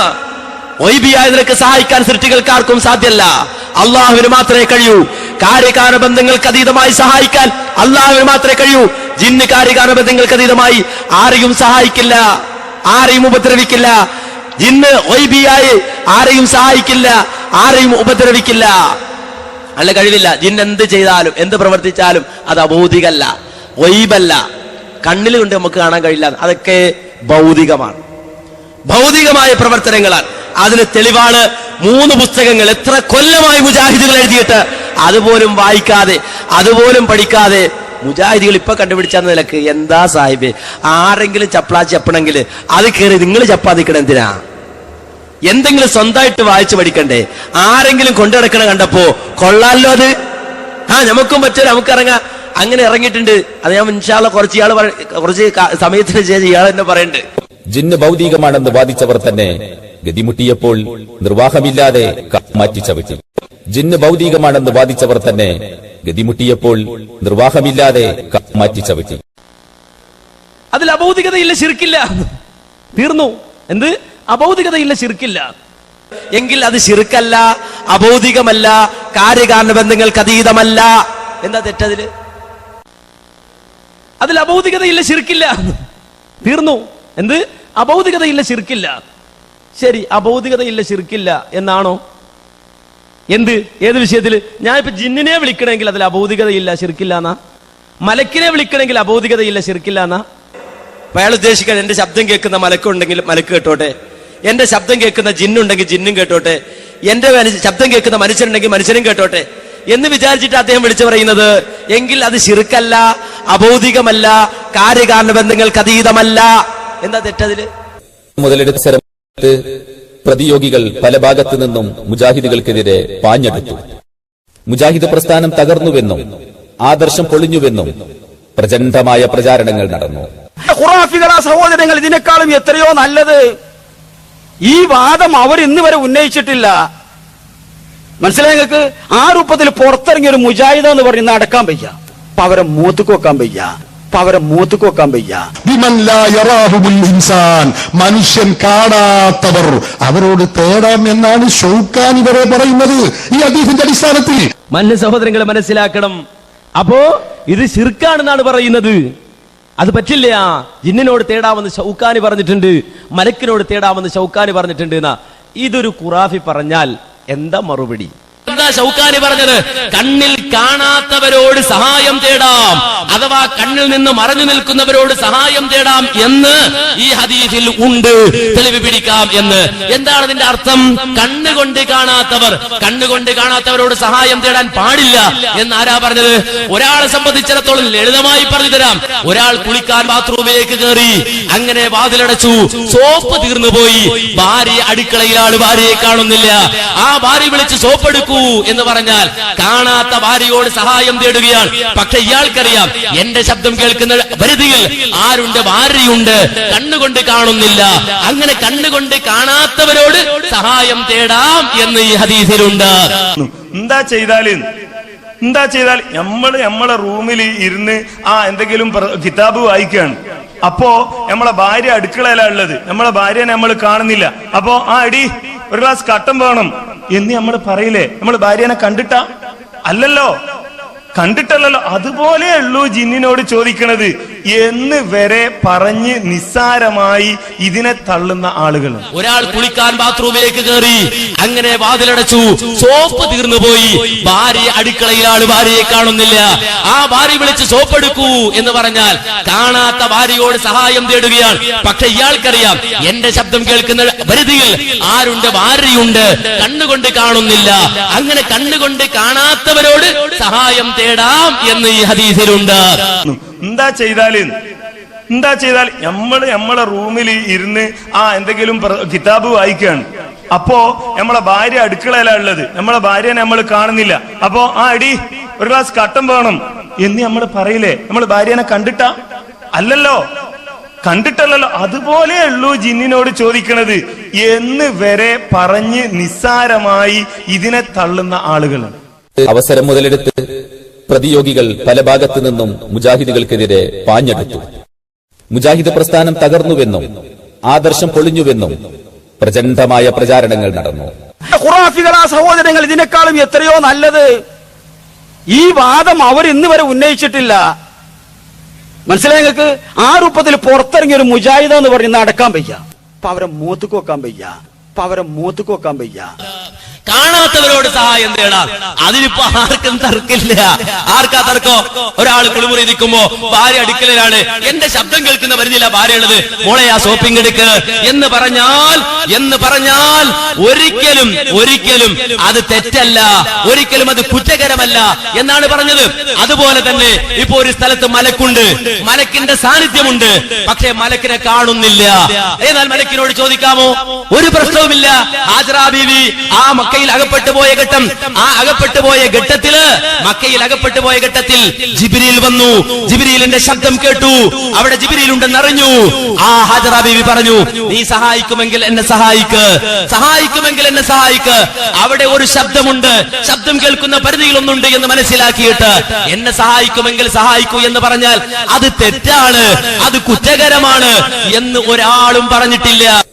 അവസരമെടുത്ത് പ്രതിയോഗികൾ പല ഭാഗത്തു നിന്നും മുജാഹിദുകൾക്കെതിരെ പാഞ്ഞെടുത്തു. മുജാഹിദ് പ്രസ്ഥാനം തകർന്നുവെന്നും ആദർശം പൊളിഞ്ഞുവെന്നും പ്രചണ്ഡമായ പ്രചാരണങ്ങൾ നടന്നു. ആധുനിക സാങ്കേതിക വിദ്യകളും മറ്റിതര മീഡിയകളും ഉപയോഗിച്ച് അവരത് ആഘോഷിച്ചു. മുജാഹിദുകളും മുന്നോട്ട് വന്നു. അന്ന് മുതൽ നമ്മൾ ഒറ്റക്കെട്ടായി മറുപടി പറഞ്ഞതാണ്. ഒരു യാ ഇബാദല്ലാഹ് എന്ന പ്രശ്നത്തിൽ അങ്ങേയറ്റം ദുർബലമായ ആ ഒരു ഹദീസ്, അതിനെ സംബന്ധിച്ച് ചർച്ച നടന്ന കാലഘട്ടങ്ങളിലൊക്കെ തന്നെയും ആ ഹദീസ് ദുർബലമാണെന്ന് പറഞ്ഞു. ഇനി സഹീഹാണെന്ന് സങ്കല്പിച്ചാൽ തന്നെയും നമുക്ക് ഭയപ്പെടുന്ന പ്രശ്നമൊന്നും അതിലില്ല, അഥവാ അതിൽ ശിർക്ക് വരുന്നില്ല എന്ന ആ ഒരു നയം. എന്ന് പറഞ്ഞിട്ടുണ്ടല്ലോ. എന്താ യാ ഇബാദല്ലാഹ് അലിയൂനി എന്ന് പറഞ്ഞാൽ അത് പിന്നെ അള്ളാന്റെ അടിമകളെ പിന്നെ എന്നെ സഹായിക്കുകയും എന്ന് വിളിച്ചു പറയാം. അപ്പൊ ആ ഹദീസിന്റെ സനദിനെ സംബന്ധിച്ച് അത് ഉദ്ധരിച്ച ഹദീസ് വഴയിപ്പാണ് എന്ന് സക്കരിയ സലാഹി പറഞ്ഞപ്പോ പിന്നെ വേറെ ഹദീസിന്റെ അതിനെപ്പറ്റിയാണ് എന്ന് പറഞ്ഞിട്ടുള്ളത്. അപ്പോ ഒന്നേ കാര്യം സഹിയാണുണ്ടല്ലോ എന്ന് പറഞ്ഞു. ആദ്യം പറഞ്ഞതോ അതാണ് പറഞ്ഞിട്ട് ഒന്ന് സഹിയാന്ന് പറഞ്ഞത് അപ്പൊ അംഗീകരിച്ചല്ലോ, അത്രയെങ്കിലും നന്ദി എന്നൊക്കെ പറഞ്ഞിട്ടാണ് യഥാർത്ഥത്തിൽ വിഷയം ജനങ്ങൾക്ക് പറഞ്ഞ് മനസ്സിലാക്കി കൊടുക്കാനല്ല ശ്രമിക്കാറുള്ളത്. ഇന്ന് പരിചയമില്ലാത്തൊരു സ്ഥലത്തൊരാൾ അവിടെ ചെന്നുപെട്ടാൽ അവിടെ നിങ്ങൾ പിന്നെ എന്ത് ചെയ്യാ ഇവാദുള്ള അഴിയൂന്നി അള്ളാന്റെ അടിയാളുകളെ അള്ളാന്റെ അടിമകളെ സഹായിക്കും എന്ന് വിളിച്ചു പറഞ്ഞാൽ നിങ്ങൾ കാണാത്ത നിങ്ങൾക്ക് അറിയാത്ത അള്ളാന്റെ അടിമകൾ ഉണ്ടാകും അവിടെയാണ്. അത് പാട്ടോട്ട് ആരൊക്കെ ഉണ്ടാകാം? മനുഷ്യനെ സഹായിക്കാൻ പടച്ചോൻ ഏർപ്പെടുത്തിയിട്ടുള്ള മലായികത്തുണ്ട്, ഹഫവത്തുണ്ട്, അവരുടെ സഹായം നമുക്ക് കിട്ടിയെന്ന് വരും. ഇതേപോലെ തന്നെ പരിചയമില്ലാത്തൊരു സ്ഥലത്ത് ചെന്നുപെട്ടു, ആരും നോക്കിയിട്ട് കാണാനല്ല. പക്ഷെ ആരെങ്കിലും ഉണ്ടാകാൻ മതി.